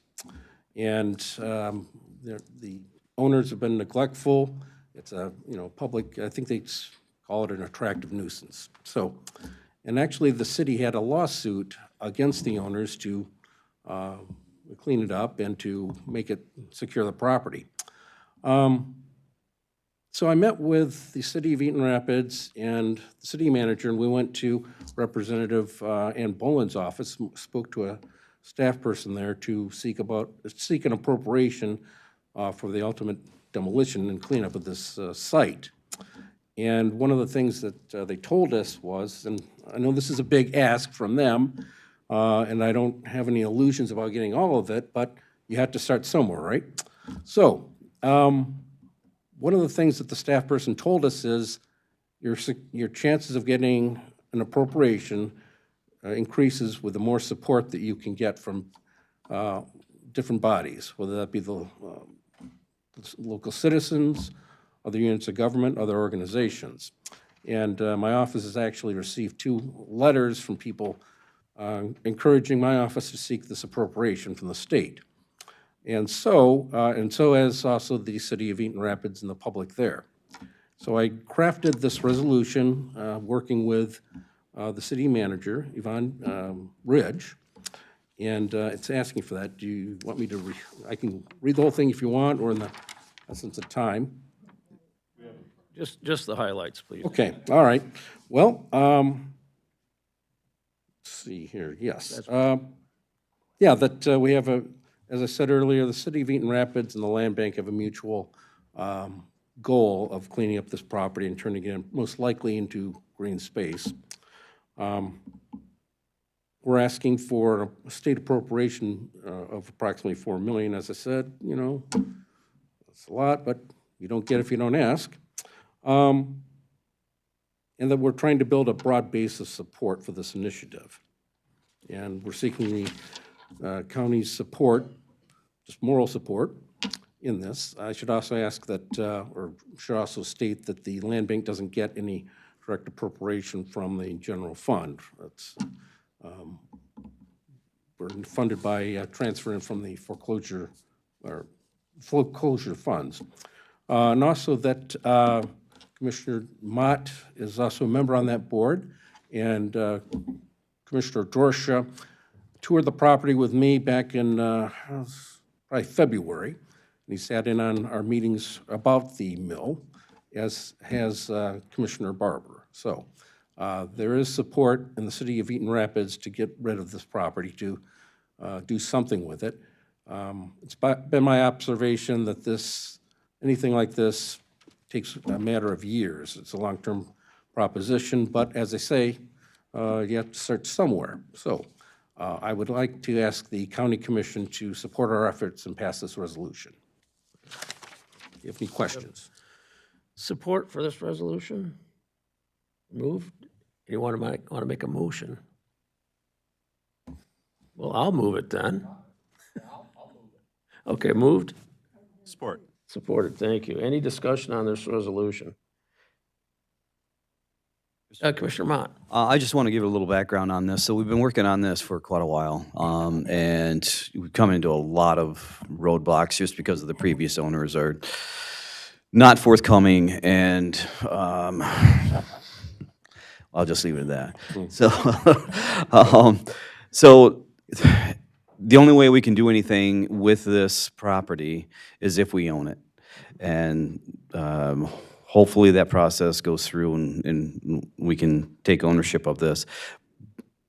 But the only way we can do that is buy these funds. So we're also going through CapCog. Senator Anthony, State Representative Angela, we're aware of it. And so hopefully at some point, we can get some funding to tear this place down and turn it into a park, green space, or whatever. But at least maybe there's some light in the tunnel to finally do something with this place.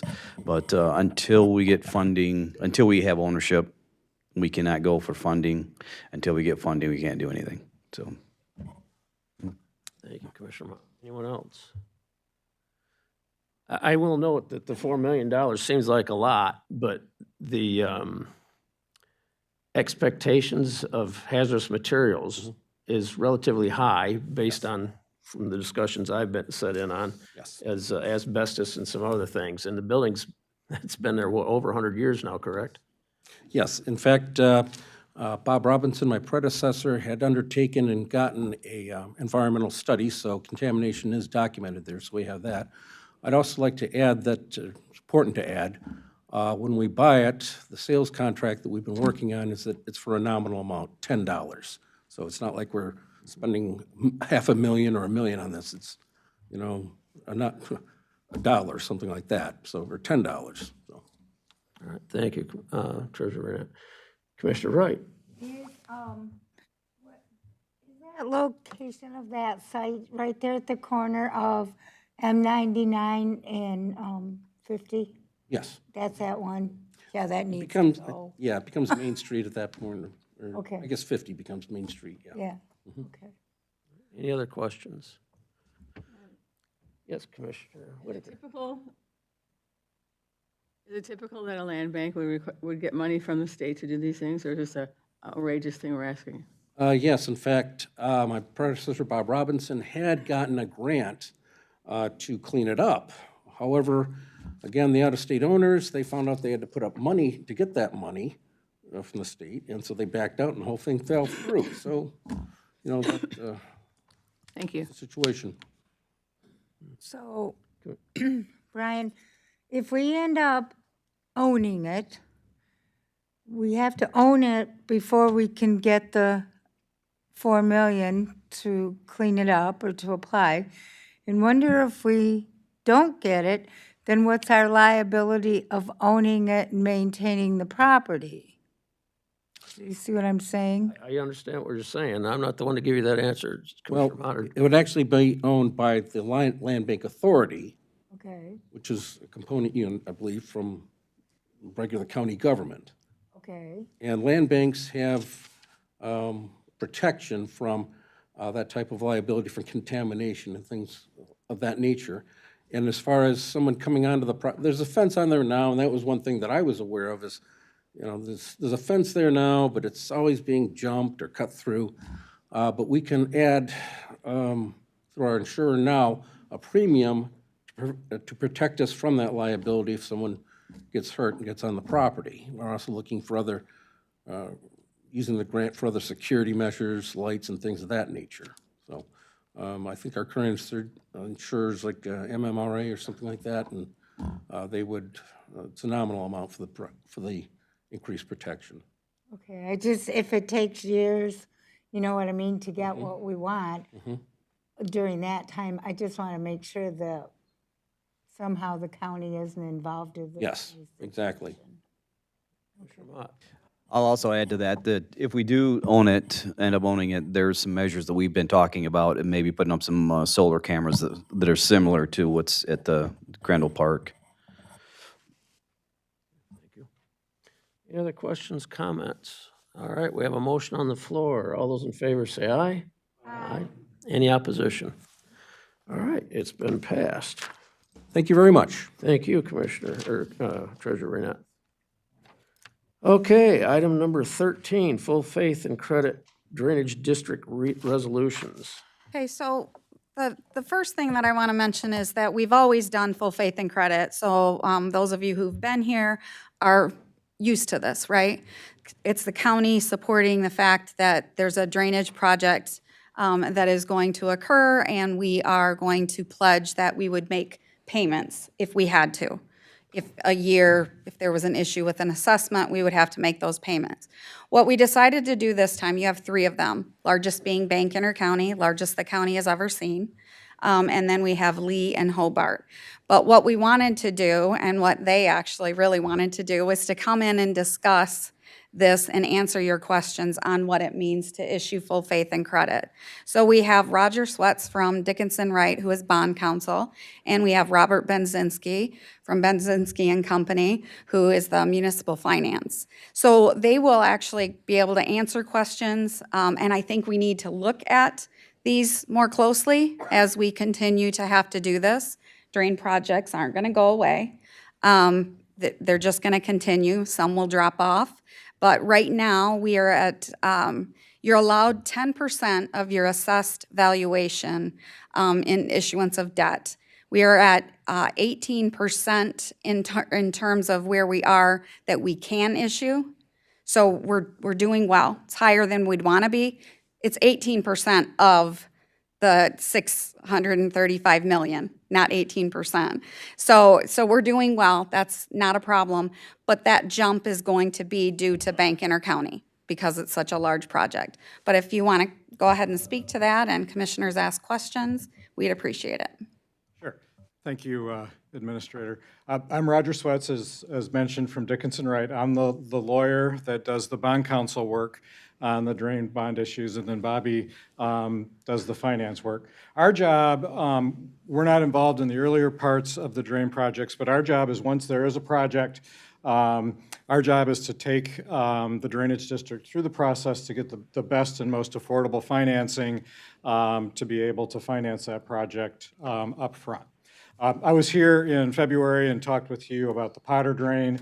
I think maybe not everybody had heard that, so if you'll indulge me, I'll repeat a little bit of what I said there. But drainage districts are unique entities.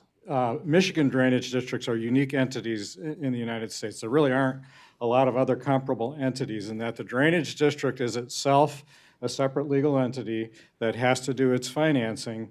But the drainage district doesn't really have anything other than the drain that it builds. It doesn't have the power to tax. It doesn't have the power to charge revenues except for the assessments that are levied for a project. It doesn't have any assets that it could sell because a drainage district's really not, a drain itself is not really something that can be sold.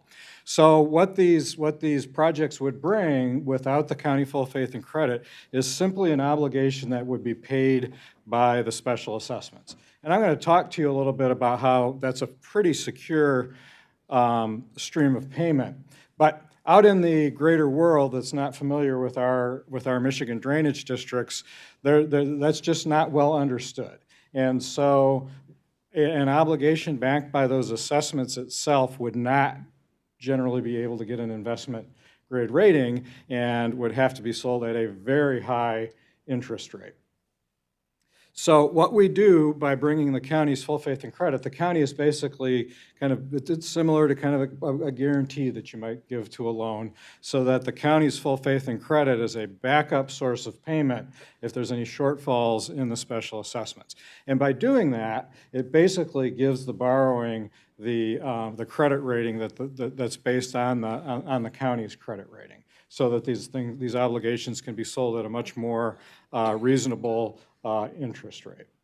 While that's the case, and while that is a real obligation, and I don't want to say that it's not, because we wouldn't lower the interest rate if it wasn't a real obligation and commitment on the part of the county, the special assessments are a pretty secure source of payment, because the assessments are billed, and against private property, they have the same priority as taxes do.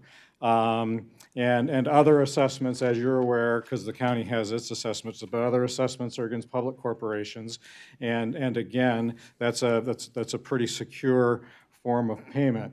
So largely what we're talking about in the normal course, if a shortfall would develop, it's if there would be some properties that would go delinquent on their special assessment payments in a given year. So we're not talking in 1 year about millions and millions in the normal course unless there was some kind of catastrophe.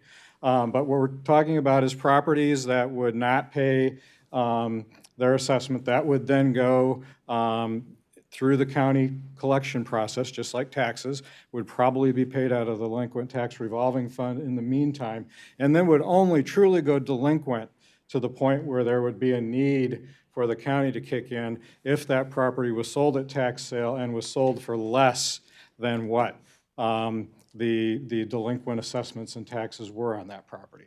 So that doesn't happen very often. It happens, but it doesn't happen very often. You know, you've probably heard of a chargeback. That's the kind of situation where that would happen.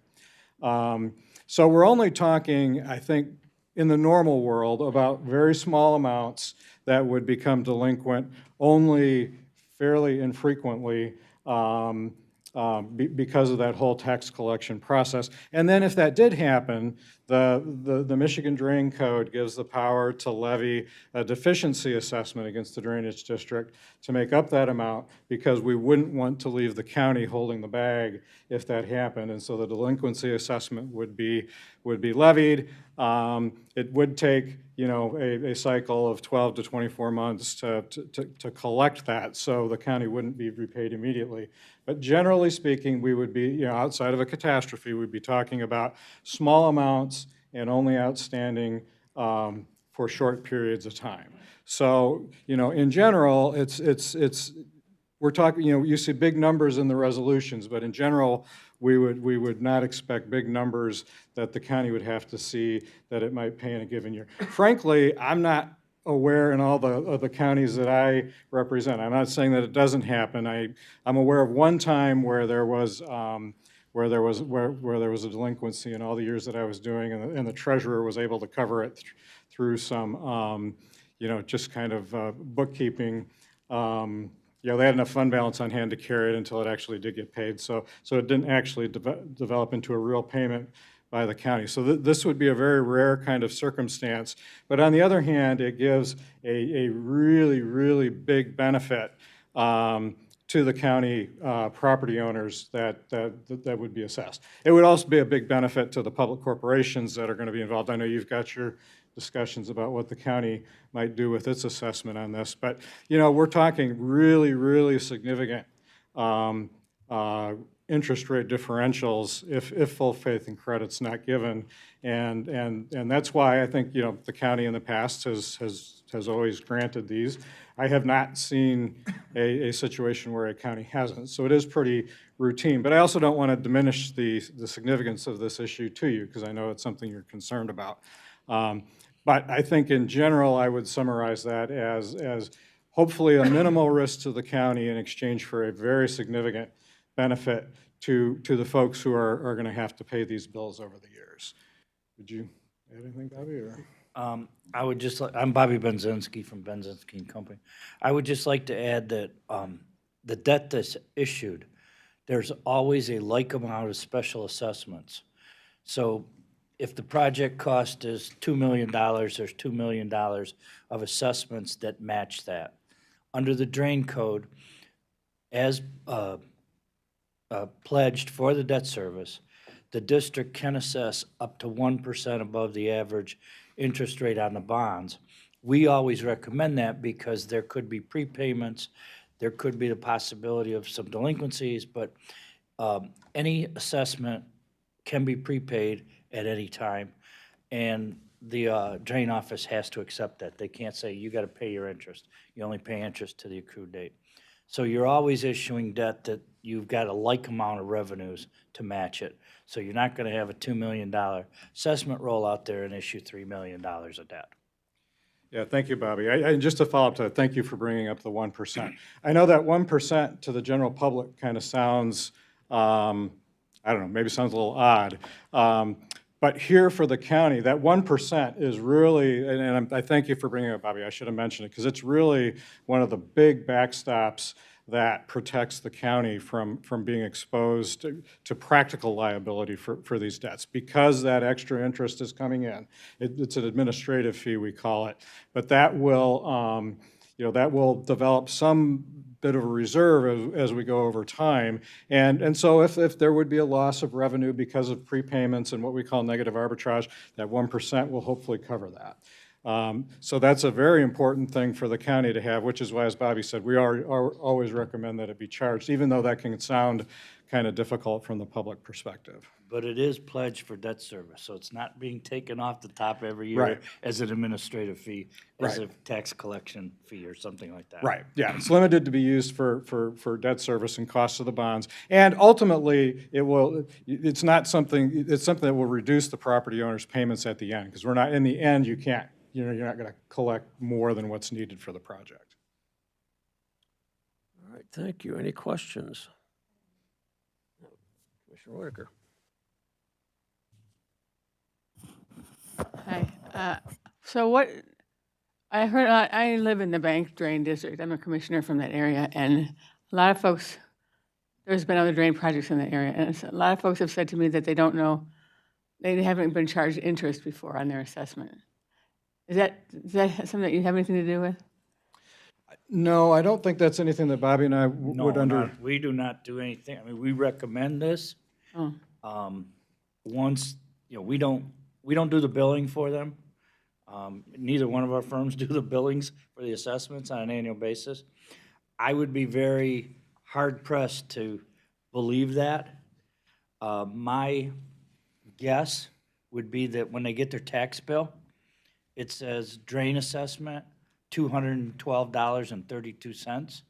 It is not broken out between principal of $150 and then $72.12 interest. It's probably not broken out that way, so that's maybe why they think that they have not paid interest in the past. Yeah, there's also a distinction between what are called maintenance projects and petition projects. I don't think there's been a petition project done in the bank intercounty drain in many, many decades.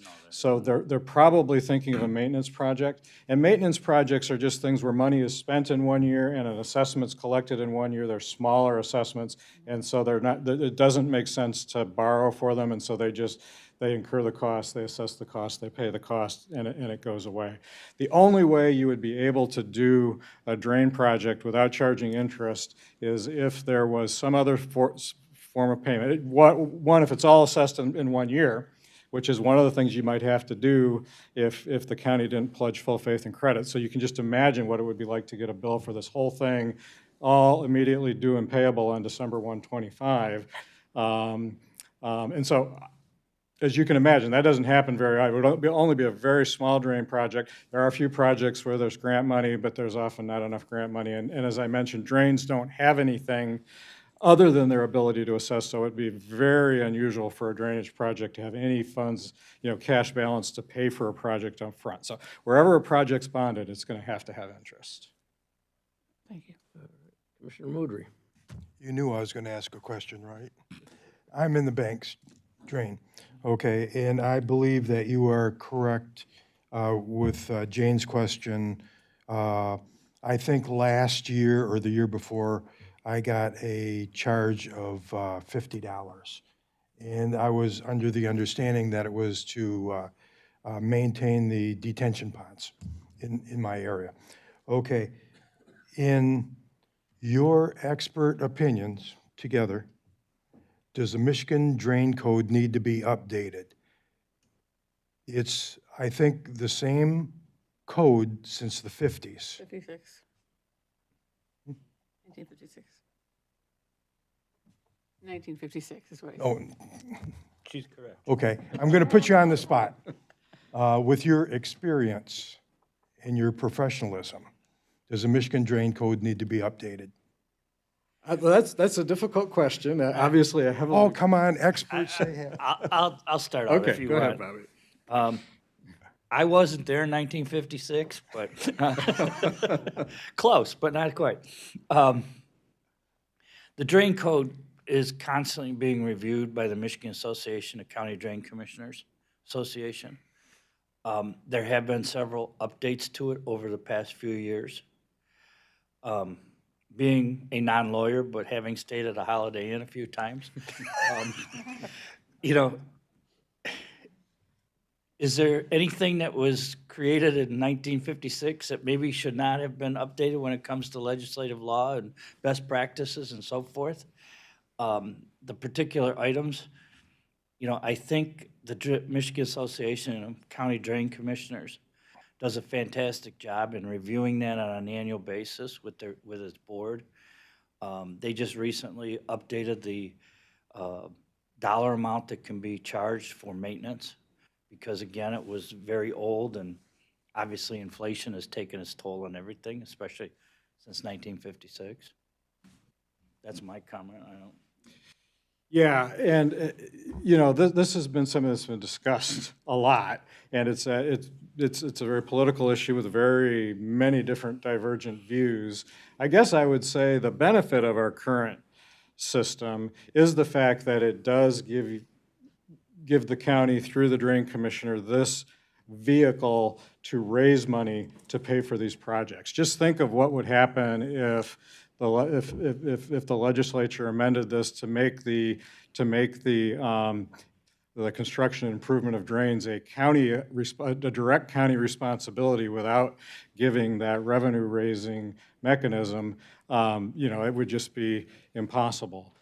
Cities, a lot of cities will elect to have their own stormwater management, and they have to figure out ways to pay for it out of their general fund because they've decided to take that on as a direct city asset, as opposed to petitioning to have it be a county drain. And that's a lot of budget pressure for them. I don't think the drain code's ideal. It's a bit unique, but as far as what Bobby and I have to deal with, it's what we have to work with. So I would think that, to make things more modern, maybe it could be compared to other states and how they manage theirs, because in dealing with the bank drain, there seems to be a lot of wiggle room at how they come up with the assessments and how they divvy up who's responsible for things, okay? And so I thought, since I had a couple experts here in the field, that I would put you on the spot. Yeah. Thank you. I appreciate it. I would just add one thing, and Bobby and I don't deal with the assessments, so we're actually not the experts on that, but we see it dealt with a lot. And I guess one thing I would say is, while it seems like there's a lot of wiggle room, I know with the engineers and the lawyers that do work on that, there are some very precise standards that they have to deal with, and they work very hard to meet those legal standards. And there is you do see appeals of assessments from time to time, but you rarely see those appeals sustained, and I think that's because, generally speaking, there's a lot of care and concern put into how those are constructed. Well, it's not only the assessments, it's the apportionment and how things are apportioned, okay, that I think there needs to be some improvement. Sure. And it's Holiday Inn Express, okay? Thank you much. I'm old enough to remember Holiday Inn. Thank you. Any other, Commissioner Barber? Thank you, Chair, excuse me. I'm going to ask you a question you probably don't have an answer for, but that's going to be my answer, right? So I've seen news reports say that the bank drain only had 55 people sign the petition when there's 1,900 residents, or structural, right, residents that live in that drain district. Is that true? Yes. I couldn't say absolutely, but I believe it is true. That's kind of what I've heard, yes. That is correct. Okay. So then I ask, how many people signed a petition in the Hobart drain? I don't know that off the top of my head. There's a statutory requirement, and I guess if you get to your question, that statutory requirement does not require a superly high number of petitioners, and so that's something that the law could maybe be addressed. But I have that in my files, and I could I could let you know. Yeah, so you're not going to tell me how many is in the Lee district either? Not today, no. Yeah, so I would just like to bring up that we're talking about drains in the county. The drain commissioner is not here to discuss drains in the county. Every time something the sheriff has to bring to this board, the sheriff is here to explain it. We have the prosecutor right here. Every time the prosecutor has something to bring to this board, he's here. We're talking about drains. The drain commissioner is not here. Thank you. Any other questions, comments? I do have a question. When Ben was given the HR report, it stated that the drain assessment and office administrator spot was open but on hold. So since that is the case, if that spot is not filled, who's going to do these assessments for these people to get, first of all? Connie's waving her hand. I'll let her address. So, yeah, this is something that the drain commissioner is going to have to figure out, right? And I do know that he is working with another law firm, and actually Mr. Sweats has also been involved in actually conversations to try to coordinate to see how they can do that. So the individual who used to do those assessments was here for a very long time. When you lose an individual that has institutional knowledge, which we have talked about for years, you're harming a department. So whether it's through retirement, whatever the reason, it makes it difficult. So what the drain commissioner will have to decide is he going to be able to hire someone that is able to do that work, or will he have to contract with a company to do that? And I do know that Spicer and Fahey Schultz will be here next Wednesday, and that is a question that you can ask them. And I will talk to or send an email to the drain commissioner to ask him to be here. I mean, we do that pretty much with any department, so. So, and I guess I kind of have to completely back what Mr. Barber had said, or Commissioner Barber. Richard was voted into this position by his constituents, but he can't face his constituents. I think they deserve better, and he needs to do better, and it's not against you guys. I appreciate you coming and doing his job for him today. That's all I have. Commissioner Mott. Thank you, Mr. Chair. You mentioned scenario earlier, so if the county, if property forecloses on, the county is responsible for the payments for that drainage, for that portion of the drainage district. And then you mentioned that you would have to go out to levy. Can you give an example? Does the next property owner then pay the county what we paid? What is that process? Yeah, What so the payment only comes at the end of the tax, so it's not when it goes delinquent, it's when it finally would go to tax sale at the end of the county tax foreclosure collection process. And then only if the property is sold for less, at tax sale, is sold for less than the amount of outstanding taxes and assessments. So if that did happen, that's where the county payment would come into play. And then the process at that point is for the drain board. For the bank, it's a drain board. For the other two, it's the drain commissioner to levy a deficiency assessment.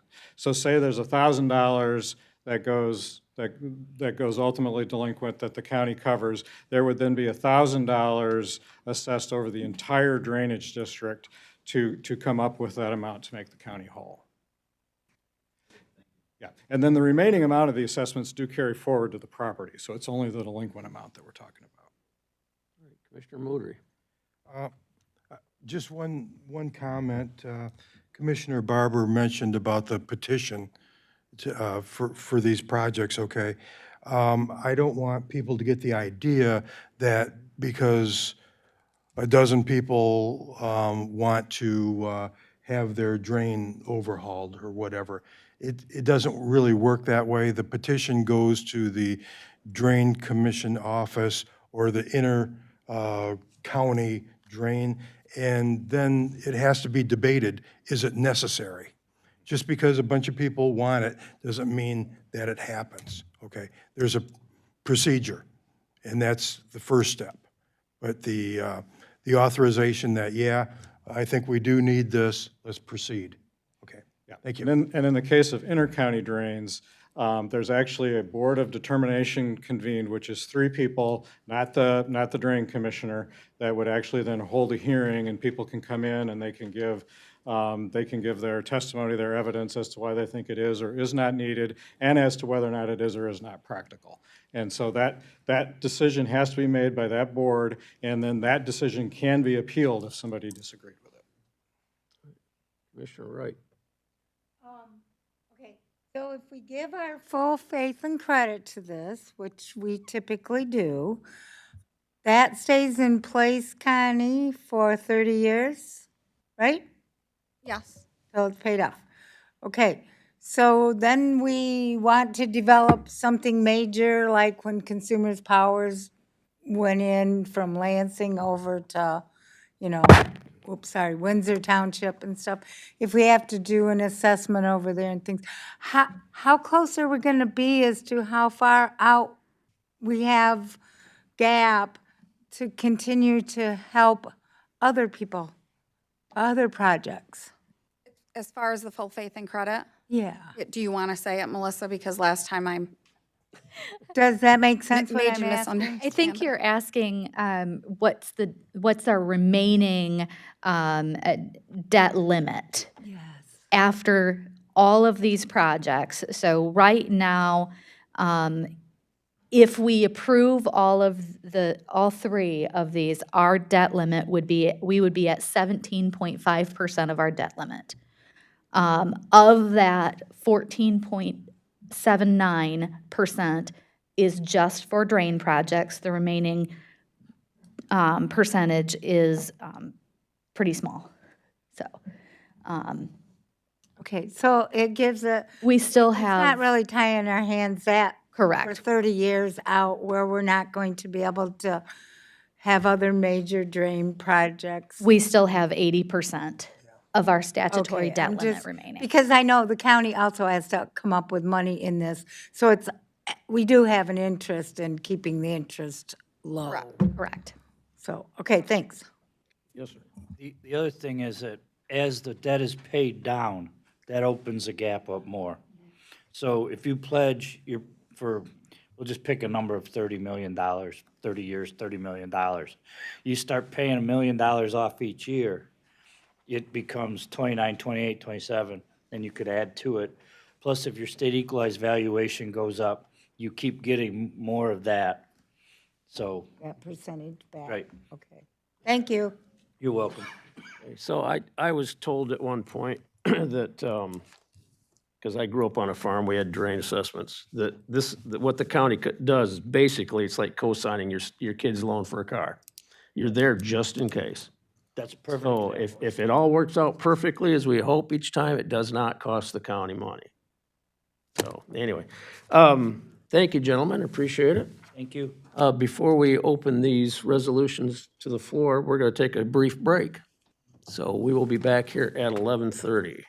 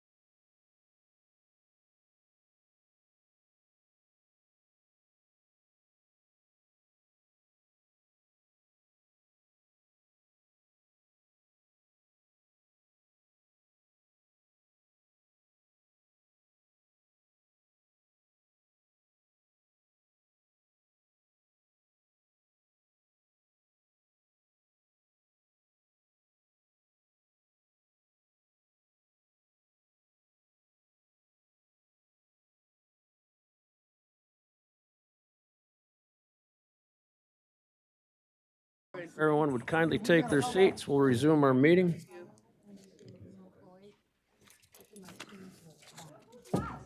Seriously.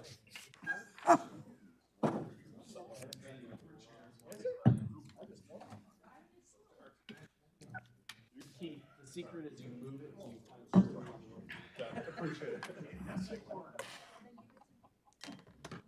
All right, back to our meeting.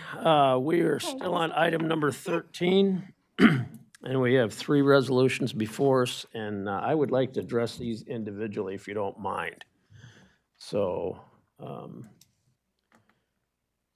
anyone want to move resolution full faith and credit for the Hobart Drain District? Where's the Hobart drain again? Pardon? What's the location of that drain? Oh, the Hobart Drain? Okay. All right, thank you. Support. Moved and supported. Now, any discussion on this? Now that we know where it's at. Okay, seeing no discussion, all those in favor, say aye. Aye. Any opposition? Motion carried, thank you. Item B, resolution pledging full faith and credit for the Lee Drainage District bonds. Moved and Support. support? Okay, moved and supported, thank you. Any discussion? All right, all those in favor say aye. Aye. All right. Any opposition? None, okay. And lastly, item C, resolution pledging full faith and credit to the Bank Drain District bonds. I'll move it. Double moved and supported. All right, thank you. Any discussion? This is the big one. Okay, all those in favor say aye. Aye. Aye. Any opposition? All right, that motion is passed. We are done with that on item number 13. Item 14, Bank Intercounty Drain County Financing Options. All right, so we're just shifting the sub-bullets of how they're structured. So notice of intent will be C, county treasurer administration recommendation will be A, and then general outline will still stay the same. Apologies for that last minute shift. As we were putting the documents together, we thought that was a much better run of show. So we'll start off going through recommendation and process moving forward by trying to decide the best path for Eaton County for paying our portion of the Bank Intercounty Drain project. To do this, there will be 2 items that will need action at the end under the notice, but I'll go over them as an overview so you know what to look for, and then we'll dive in. So first would be a one-time exception from a 2011 full faith and credit policy. After reviewing the requirements in this policy for us to go out and get a capital improvement bond, we would not be able to meet the timeline to go to market and get funding to get payment to the drainage district and meet that obligation using that policy. It's an older policy. We've talked with the treasurer about it the last time it was revised. The treasurer brought recommendations, and so if you wanted to share, but he's talking, Treasurer Rainette is in the process of looking at revising that policy. So that would be one piece. And then second would be the notice of intent, which we have to put out, get adopted at the full board, goes into circulation through the paper for 45 days before we can go to market. So that's kind of what we're looking action-wise, and then invite the treasurer to share his perspective, and admin will go next. Yes. The policy says that one of the main points is that we have to get financial consultants and bond counsel. We've already done that. So we're really staying intent with the policy. In fact, I've been on several of those calls with the PFM, Professional Financial Management, and we've provided all sorts of data, tax base, the completed audit. So I think it's clear that we've done our due diligence. Regarding the audit, the additional bonding, and then call your attention to page 319, where Bank Intercounty Drain Project Estimate and Cost Apportionment. All along, or most of last year, during the life of this project, we're looking at 17% of the county's portion. It was kind of sprung on us last minute where it became 25.5, or excuse me, 54.55%. We questioned that. It was reduced down to 22.57. And then a week ago, we went to the Board of Review, and we had made a good case why it should be lower from that, and we're eventually able to get that to 21%. So with the $60 million project, less the state grant, that's $55 million. Ingham County's portion is 6%, so the total portion for the county residents, townships, Delta, other groups is 51,700,000. 21% of that is 10.857. And also the road that's split in half with the road commission. There was some ARPA money that was reserved for that, so that brings down the amount that we need to be, if you go to page 320, and under the first option, drainage district bonding, $7,840,385 is our total estimated principal, with estimated interest costs of $6,733,593. That's if we do nothing. Just like with the taxpayers, the property owners in Delta Township that want to pay this off rather than paying over the life of the assessment, we want to do the same thing. And there's a number of, excuse me, interest or bond options at different interest rates and time periods. Under option row 2, that was at 30 years, which doesn't really actually end up paying more interest, but where it really begins to get a savings is in going it out, getting a bond for 25 or 20 years, row 3 and 4, where we would save over the life of the bond at 25 years, $1,112,488, and if at 20 years, we would save $2.6 million in interest alone. So, right now, we don't need to decide on this because there's a lot of details in this, but what we need to have is an approval for the notice of intent, which we want to get passed here so we can go ahead and bond for it. And actually make the notice going out that we're getting bids for this. After that, it'll be probably about 2 months where we can look at the various options. So what is crucial now is passing a notice of intent if we want to go ahead and seek additional bonds to pay off this additional amount. So that is my request to you that we do this. This is my recommendation, probably the 20-year, but we can discuss that later. Absolutely. So, and I'll share administrative perspective. Thank you for kind of laying out the progression and flow, not just of the apportionment, but the cost and the work that the county did, which had a big impact in the bottom line. I will say there's one figure that may change on Monday, which is the total project cost may come down a little. That's going to be decided at Monday by the drainage district. If that is the case, it will reduce everybody's apportionment, ours included, but for homeowners as well.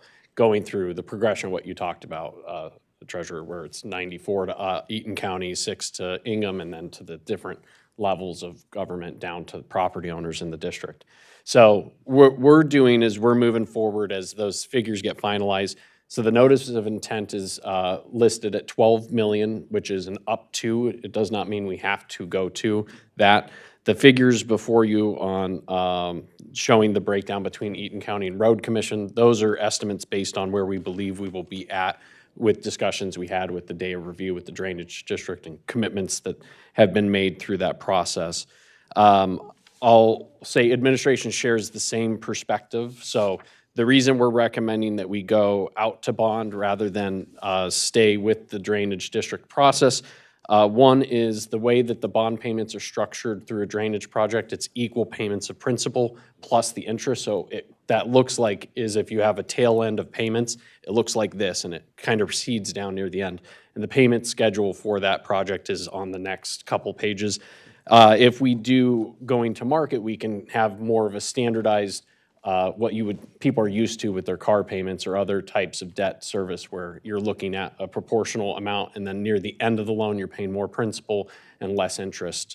So it makes it a little easier to budget. The other thing that we get is the ability to have an accelerated duration. So we're lockstep with the treasurer. We believe doing a 20-year, the reduction in interest plus the accelerated amortization period will save us more in interest, and we think it will be better for financial stability of the county over the longer. Again, today, we're not picking term, we're not picking rate. We just want to give you the big overview. And to be honest, the bond process will take effect, we won't get disbursement until July, at which point we immediately are transferring payment to the drainage district. But what we're committing to today is letting the drainage district know we will be bonding on our own, so they can consider the prepayment that's locked, so they will take us out of their process. So they need that commitment, and that's what this will do. We included language because this is a capital improvement bond. We don't see our liability in any scenario being more than 12 million. But if we only end up with 7.5 million, the other is an optional availability that this board could use that capital improvement bond for facilities improvements here at the county. Replacing elevators, ADA compliance, replacing sidewalks that people have been tripping on. We've talked with Chad, and he would have 3 years from the issuance to execute that amount of work. Say in this scenario 5, we laid it out at potential of 4.4 million. Chad is very confident he could spend that in 3 years doing critical improvements. I will note the budget presentation we did that had the scenarios with layoffs built into it. There was still $1 million being allocated a year to capital improvement. So when you look at the debt service of going that route, the 342,000, just know you could just take that off of that 1 million, and it would not create a difference for what you've already been presented with. We're not choosing that today, but again, putting it out there so you have a couple months to think about it. If the board decides, let's keep it clean, let's not use this as a bonding opportunity, we could do it later. We may end up paying more fees to do that second offering later, but we have options. So including the language for the broad capital, not just the bank, gives us the ability for options in May and June. So that's what we're presenting for today, up to 12 million for the bank, and then if there's leftover proceeds, they can be used for facilities. Any questions on that? Mr. Moudry? Naturally. I just want to be clear and transparent on this. What we're talking about is the Eaton County apportionment of the bank's drain. We're not talking about bond for the entire bank drain. Okay, I just want to be clear on that. Okay, thank you. Correct. And the road commission, but they're considered part of the at-large, so they're required to pay 50% of up to 50% of the 14A. So correct. When we bond, and this was a good distinction Melissa wanted me to make sure I mentioned, we're bonding for the whole thing, including road commission, but we will be sending them a bill. And I think we've had discussions that when this gets set up, they can actually, similar to the quote that you see, structure it where this much for Eaton County's bank, this much for road commission bank, and then this much for capital improvements. So the statements can be broken up like that, which would be good for us because then we don't have to have an Excel sheet trying to track that over a 20-year period. I just don't want any confusion that, you know, the bank drain is still $55 million. Okay, not 3 million or whatever, you know. Yes, yes. Okay. Well, yeah. Commissioner Wright? Okay, so this is going to be like Delta is going for their own bond so it's going to be part of Delta is taking some of the hit under their own bond, and then we are, and we're going to go in with the road commission. And so the last question I have is, did you ever settle the sidewalk runoff with the Delta? Yeah, so when we went to the day of review, that's open to all members of the public. So we were there as well as a lot of residents. And Commissioner Moudry was there, and in some ways, that kind of participation at the front end of the project would probably be much better for the public than at the back end. But there were a lot of people asking really good questions, looking at their properties, let me see my neighbor's property, and trying to understand the science behind what comes into this process. So while we were there were other people who had concerns. We had brought up a series of things that we thought needed to be identified and fixed, and they got to work on them right away, which was really good. So Monday, they're adopting finalized computation of costs, as well as, I think, what the distribution for Eaton County will look like. I believe the 14A will end somewhere around 22%. However, the drain commissioner has the authority to choose a rate that's more equitable. There's some discretion there. So like, for instance, in Ingham County, I think their 14A is closer to 38, and their drain commissioner chose 8% to pass on to the county. And here we settled at a 21%, which I think takes into consideration our concerns with the sidewalks.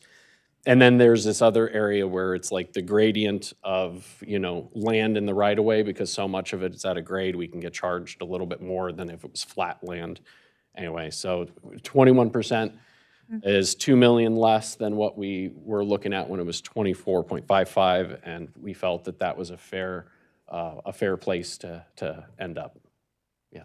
Okay, so you got it pretty much down to 21%, even though we expected 17, but it's better than it was. So we've done the big compromise. Yeah, and so the 17, I'll give a little bit, and Spicer, as well as the Drainage District Attorney, will be here next week for the full board, so you can actually ask them a lot of questions too. What they're probably going to say, though, is the 17 was kind of based on a historic figure for the district. With this project, the district expanded, so it included like new land class, and then additionally to that, because it was such a big project, they went out and did a lot more detailed analysis of the type of land in the district, which allowed for greater levels of computation. So it looked different than it's like a larger agricultural district where people are probably not going to dispute much, because it's like, well, here's the aerial map. They actually had people go out and do on-site assessments at all the different property locations in the district. So I don't know if that answered your question, but I meant to. And that's how we went upwards. Correct. Because of the extra issues that had to be taken into consideration on such a more urban type project. Correct, yeah. Okay, thank you. Yeah. Commissioner Moudry. I just want to thank Ben for his tenacious work on this. I've been involved, but nothing like Ben. Ben's done a great job for the county, and I just want to thank you, Ben, personally. Thank you. Thank you. And I want to give a shout out to Tech Services, John Merrick. We kind of kidnapped him for like a week or two, and he did a lot of detailed analysis for us, and so helpful, not just for us, but for residents of the district. And it was really a team effort. Treasurer Raynette, we thank you as well for your partnership in that. It was the full Eaton County delegation at the day of review, so Chairman Mott was there, Mark was there, and yeah, so it was, it's a lot. It's a lot. Matt, Road Commission, oh my gosh, yeah, Road Commission. Very helpful having an engineering perspective, so, yeah. Commissioner Mott.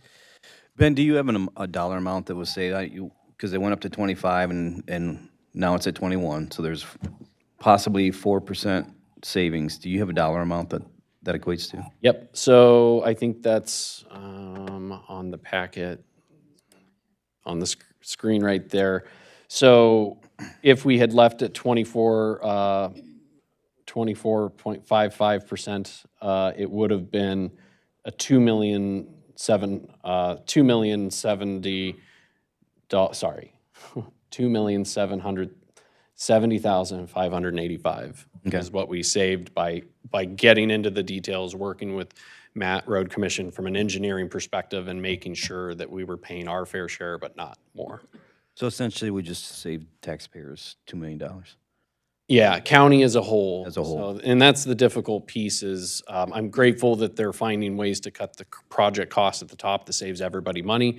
But in that moment, the difficulty is if every dollar that we're not paying is still getting apportioned out. So it's difficult, but should Charlotte residents and Olivet residents be paying for sidewalks in Delta Township? And it was our opinion, no. And we had to have that fight. Okay. Yeah. Well, thank you. to piggyback on to Commissioner Moudry's comment, you did a lot of work. You specifically took just days and days to work on this, and it paid off. So, but you cannot come to the county for a $2 million raise. Yeah. And I used to work at the state helping with the budget for DNR and Eagle. I always joked, you know, analysts should get paid a percentage of the budgets they work on because, yeah, just a 0.5%. Any other questions? Commissioner Moudry, once again. One follow-up. Now, Ben, did you say that Ingham agreed to 8? Yeah, I believe the discretion on their end, 6% to them, and then in their apportionment structure, the county is responsible for 8% of their 6. Thank you for the clarification. Yes. Where does that put so between Delta Township, Road Commission, and the county apportionments, what percentage then are the residents paying? That final number will change, but based on where it's at today, I think it's 54%. So 21% to the county, split 50-50, 10.5% to the county, to the road commission, 25% to Delta Township as an entity, and then the remaining, the 54%, is divided amongst the property owners. That's commercial and residential. Correct. And then it's not even really good distinction, but different classes of property pay different amounts. And in the same way that we were charged an assessment based on what was in our right-of-way relationship, property owners are the same way. So level, like coverage in terms of pavement or compared to open land, they have different coefficients, so they get charged based on what type of development they have. All right. Any other questions, comments? Okay, so right now we're considering letter of intent, correct? Yep, and if the board is open and we're to the revised bullet C, the notice of intent, our request would be the county treasurer and administration request Ways and Means Committee recommend to the full board the following: override the 2011 full faith and credit policy in alignment with the recommendation by the county treasurer and administration, and adopt the notice of intent and recommend it to the full board for consideration next week. Everyone understand that? All right. He moved it. Moved it, okay. All right, I can see a silhouette back there in that window. That's. The light is So- shining on you. So, You're radiant. yes, you're glowing, Keith. Okay, do we have a support? Okay, moved and supported. Any more discussion on the letter of intent? Just one quick question. I saw something in there, you said overriding the, what was it? I missed that part. The full faith and credit policy from 2011. Okay. And what particular part of that is overriding it? I guess I don't understand that part. Yeah, so we can both, but I'll let Treasurer Rainette and then I can piggyback, yeah. Sure. Yeah, that requires us to first seek a qualified financial consultant and then a bond counsel. And actually, then we're supposed to go, I think, through the council, we're supposed to get a list of vendors, of the financial consultants, and then present that to the, well, here it says Finance Committee, but that'd be Ways and Means, yes. So, and this, and then it's also included a list of bond consultant bidders, which may not be current. There are some firms in here that we use and recognize, but it's some question of how valid that is or how current that is. And also it's set up to be kind of done over a matter of months, and we don't really have the time at this point to do that. And as I said, the whole purpose was that we have the appropriate financial consultants and counsel attorneys to look at this, and we've been doing that all along. We just heard from the representatives here, so we're not more than just the spirit. We're actually doing this, following it in any event. So We could write it out as a resolution and have that in the full board, what the verbiage, referencing the policy date and. Okay, so this is the policy. like our internal policy, though. Okay. that we rediscovered. So it was like a gem where we're like, oh, okay, well, this passed in 2011. What? Outdated policies? Yeah, and I think the most recent, so it's got a thing where every 3 years you evaluate who's on the list. And I don't think we found a list of folks past 2012. So unfortunately, it's one of those things where I think it was passed. But, so I know Treasurer Raynette's going to look at it and recommend revisions based on staffing capacity to maintain a functioning, but we have good relationships. I know we're recommending different counsel, and but it's nothing against our company. It's just we wanted, since we're doing something separate from the drainage district, we thought it good. Yeah, I'm fully satisfied now. I just, whenever I see override, it always makes me wonder, like, what are we Of course. abdicating as responsibilities, but understood. Yeah. Thank you. Yeah. Any other questions or comments? All right, we have a motion on the floor. How should we proceed? All those in favor? Any opposition?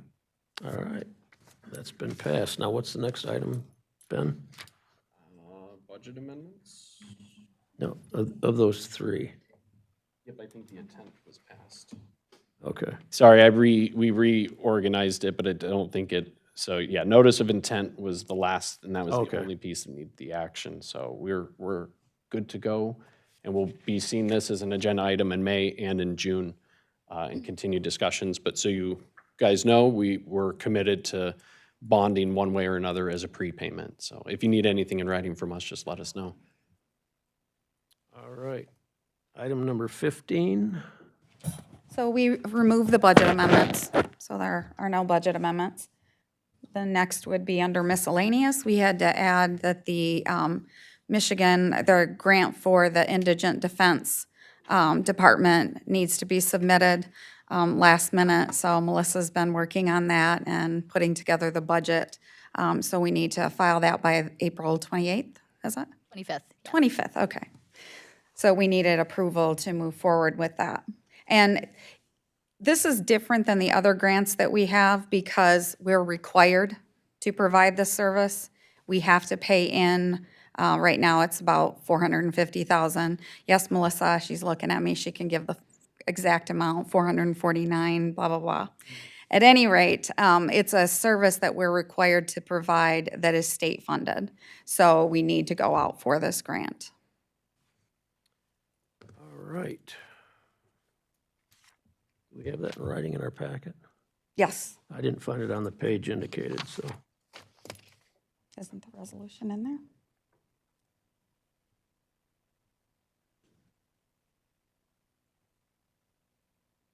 Page 341. 341.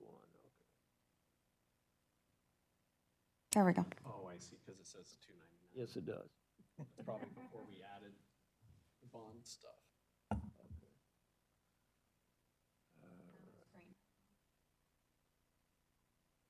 Okay. As soon as I get my little machine here, Joe call this. All right, so we have the grant, or the application before us. How should we proceed? Do we have a motion on the floor? I'll move it. Okay. Support. Moved and supported. Any further discussion? All right, seeing none. All those in favor? Aye. Aye. Any opposition? All right, thank you. Now we're on to item 17, paying our bills. I move the, go for it. That's all you. I make a motion that we pay our bills. Support. Moved and supported. Any discussion? All right, seeing none. All those in favor say aye. Aye. Any opposition? All right, Melissa, you can write that check. And item 18, 2025-2026 budget review of department requests. So we obviously have been working on the budget. I did send a message to Chairman Mott and Ways and Means Chair Drosha and had a brief discussion on the challenges that we're having within our office to complete the budget. I also sent out an email to our executive team, letting them know that we were not going to have this on the agenda where we're presenting their budget requests due to capacity. So that's something that I'm still working on, but in order to present their requests, I need to make sure that I'm looking at every line item they have and ensuring that they've either budgeted or if there's something that is way off, I need to contact them. So if they put in, something for $3,000 and I know that it actually would be a cost of $30,000, I want to make sure that I meet with the departments and discuss that. So we wanted to be sure that we were prepared. There is a lot, obviously, to this budget.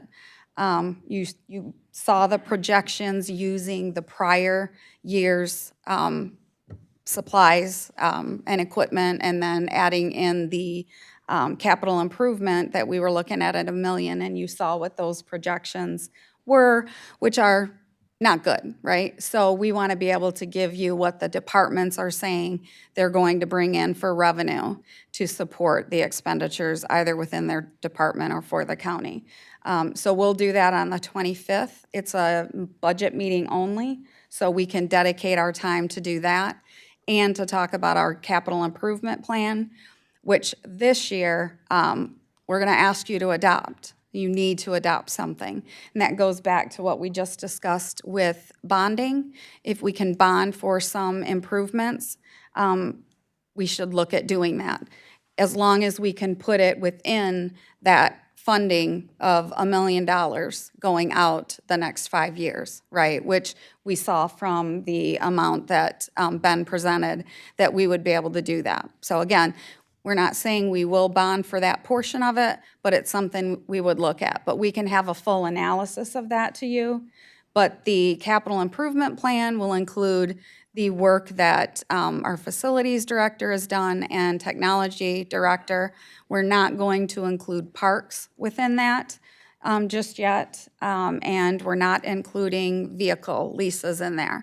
But that is in the budget, obviously, and Melissa will be going through how we handle our vehicle leases and purchases. So again, that's my brief discussion on the budget. I can just say that from everything I'm looking at, this is a lot of work. So what I would ask for board members is start looking around the county, because you're going to have to make decisions, and you're the ones making the decisions.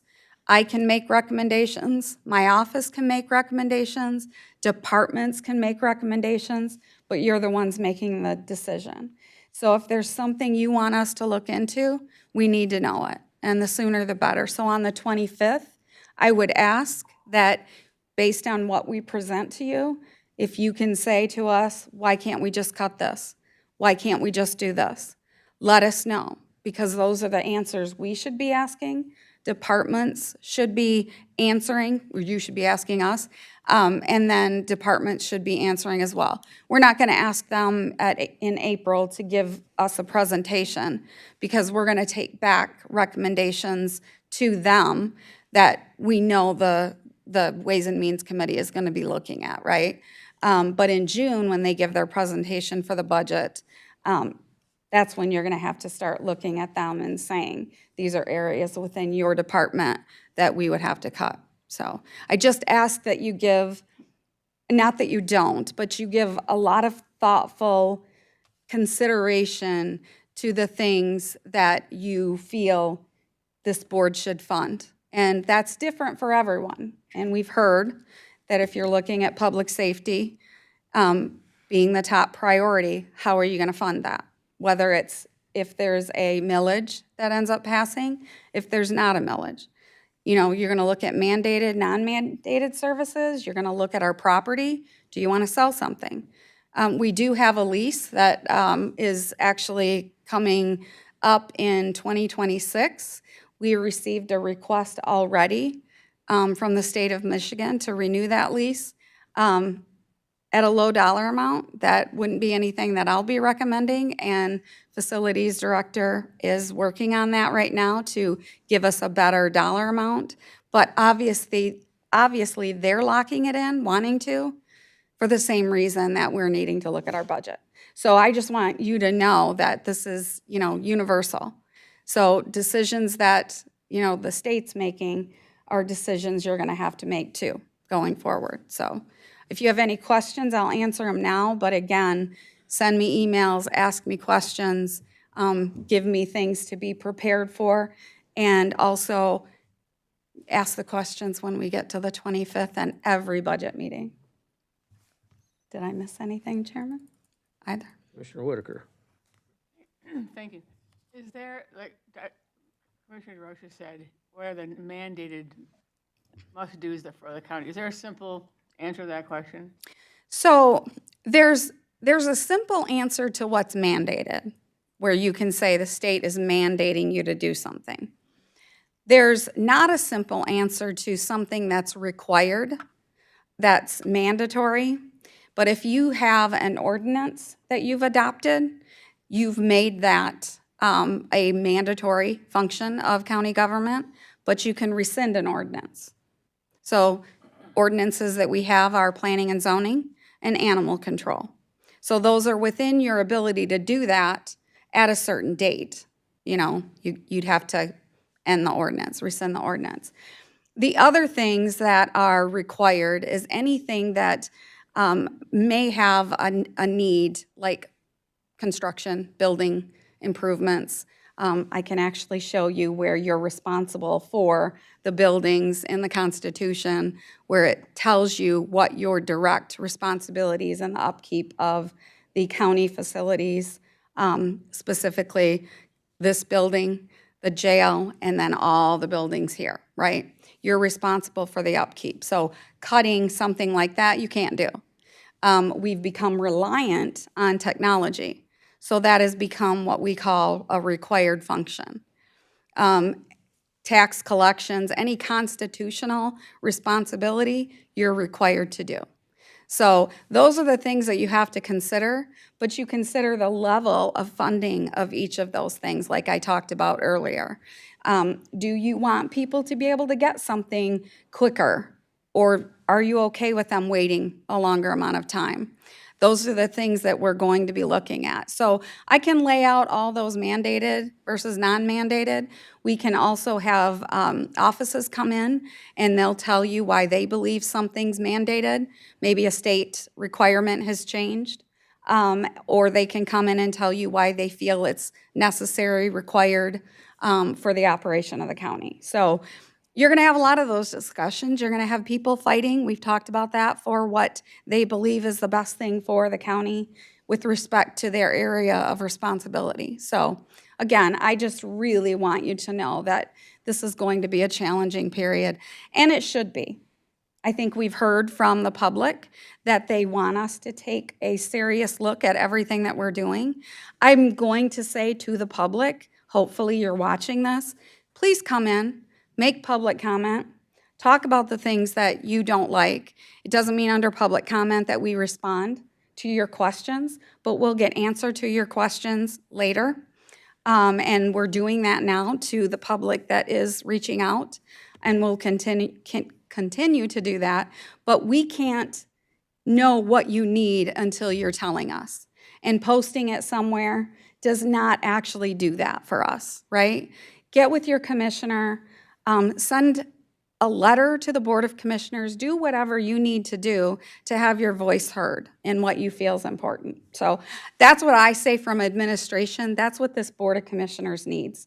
Because again, Board of Commissioners is responsible for the budget and every budget at the county. Every millage, every budget at the county, so. Thank you, Connie. I agree with you on that, and I was going to encourage our constituents out there to send email. Each of us has a county email address.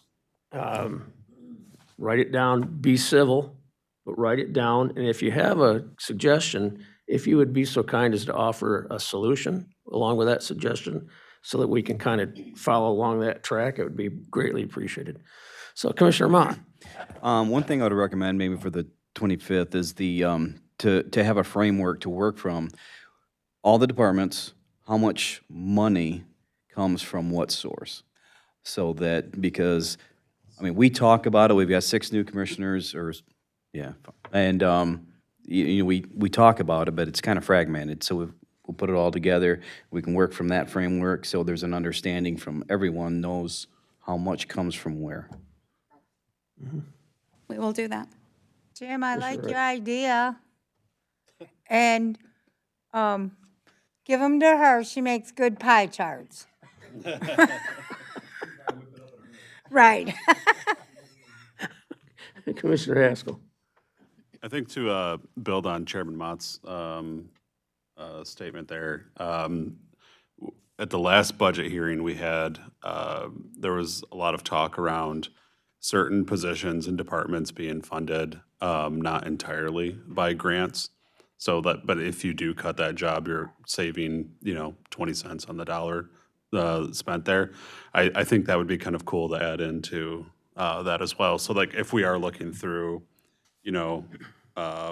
a budget, being able to understand that like if that is cut, you're not getting the full savings there either. Correct. Yeah. Yes. That'd And that's something that Ben said to me this morning. I think it was this morning. I'm like, that's why we took it off the agenda, because we didn't have time to get to, because Commissioner Haskell had asked that at, I think, a public safety meeting or at the last board meeting. I remember mentioning it sometime. You did. Oh, I made a note. But you talked Yeah, we about- did. I think you wanted the proportion of grant funding lost. for Right. some programs. Yes, yeah. So the dollar, like you talked about, but then if grants are jeopardized. Yeah. Well, because, yeah, that was like the value of the grants, right? And with the services they provide there. Conversely, like on the other side of that, if they are cut, how helpful or not helpful is that to our budgeting process? I'll add one thing, though. MERS was not able to do a ballpark after all, so we did everything, and then they're like, it's too complicated, so you're gonna have to pay for a full assessment. So no, when we come on the 25th, we'll still be operating from our internal assessment. So we were hoping to have MERS's rate, and they kind of said they would, and then they wouldn't. So anyway, we're working on it. Yeah, in relationship to that, with grant-funded positions, contracted positions, the thing that you need to be aware of is that every position has a cost, an ongoing cost, right? So I think Ben had mentioned this before. Someone hits 10 years, they can draw a pension. Somebody who comes from another MERS entity can draw a pension from the county, only have to stay 15 months, I think, or a year, and they can draw a pension. If somebody comes from a reciprocal government, they can, after 36 months, 3 years, draw a pension from the county. Now, it's based on what they worked, but you have an ongoing liability with that. But it's with anything. So those liabilities will continue. Those are the things that, if we're looking at long-term stability, which is what we've said as a county that we're doing, we need to look at all of that going forward. Any other questions? All right, seeing none, we are at limited public comment. Anyone? All right, no public comment? Yes, Jeannie? I know I'm not the public. Can I? You can, go ahead. We'll Can I make an say exception something, for you. though? Okay, one of the big deals at the MAC Legislative Conference this week was a session on, it's called Axe My Taxes. And has any of you in leadership heard this one?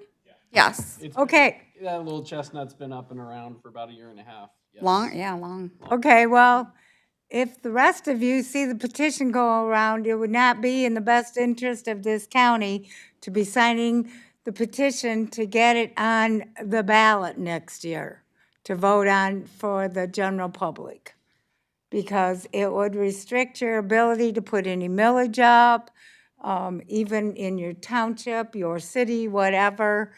It would have to go to approval of the Michigan legislature on both sides with 2/3 of a vote. It's it would be not good.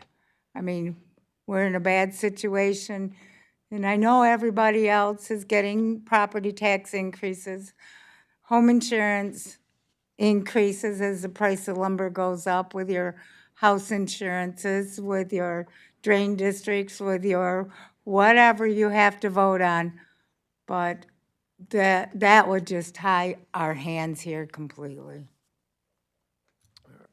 Thank you. Anyone else? All right, we are adjourned. We have a commissioners meeting next Wednesday night, and then on the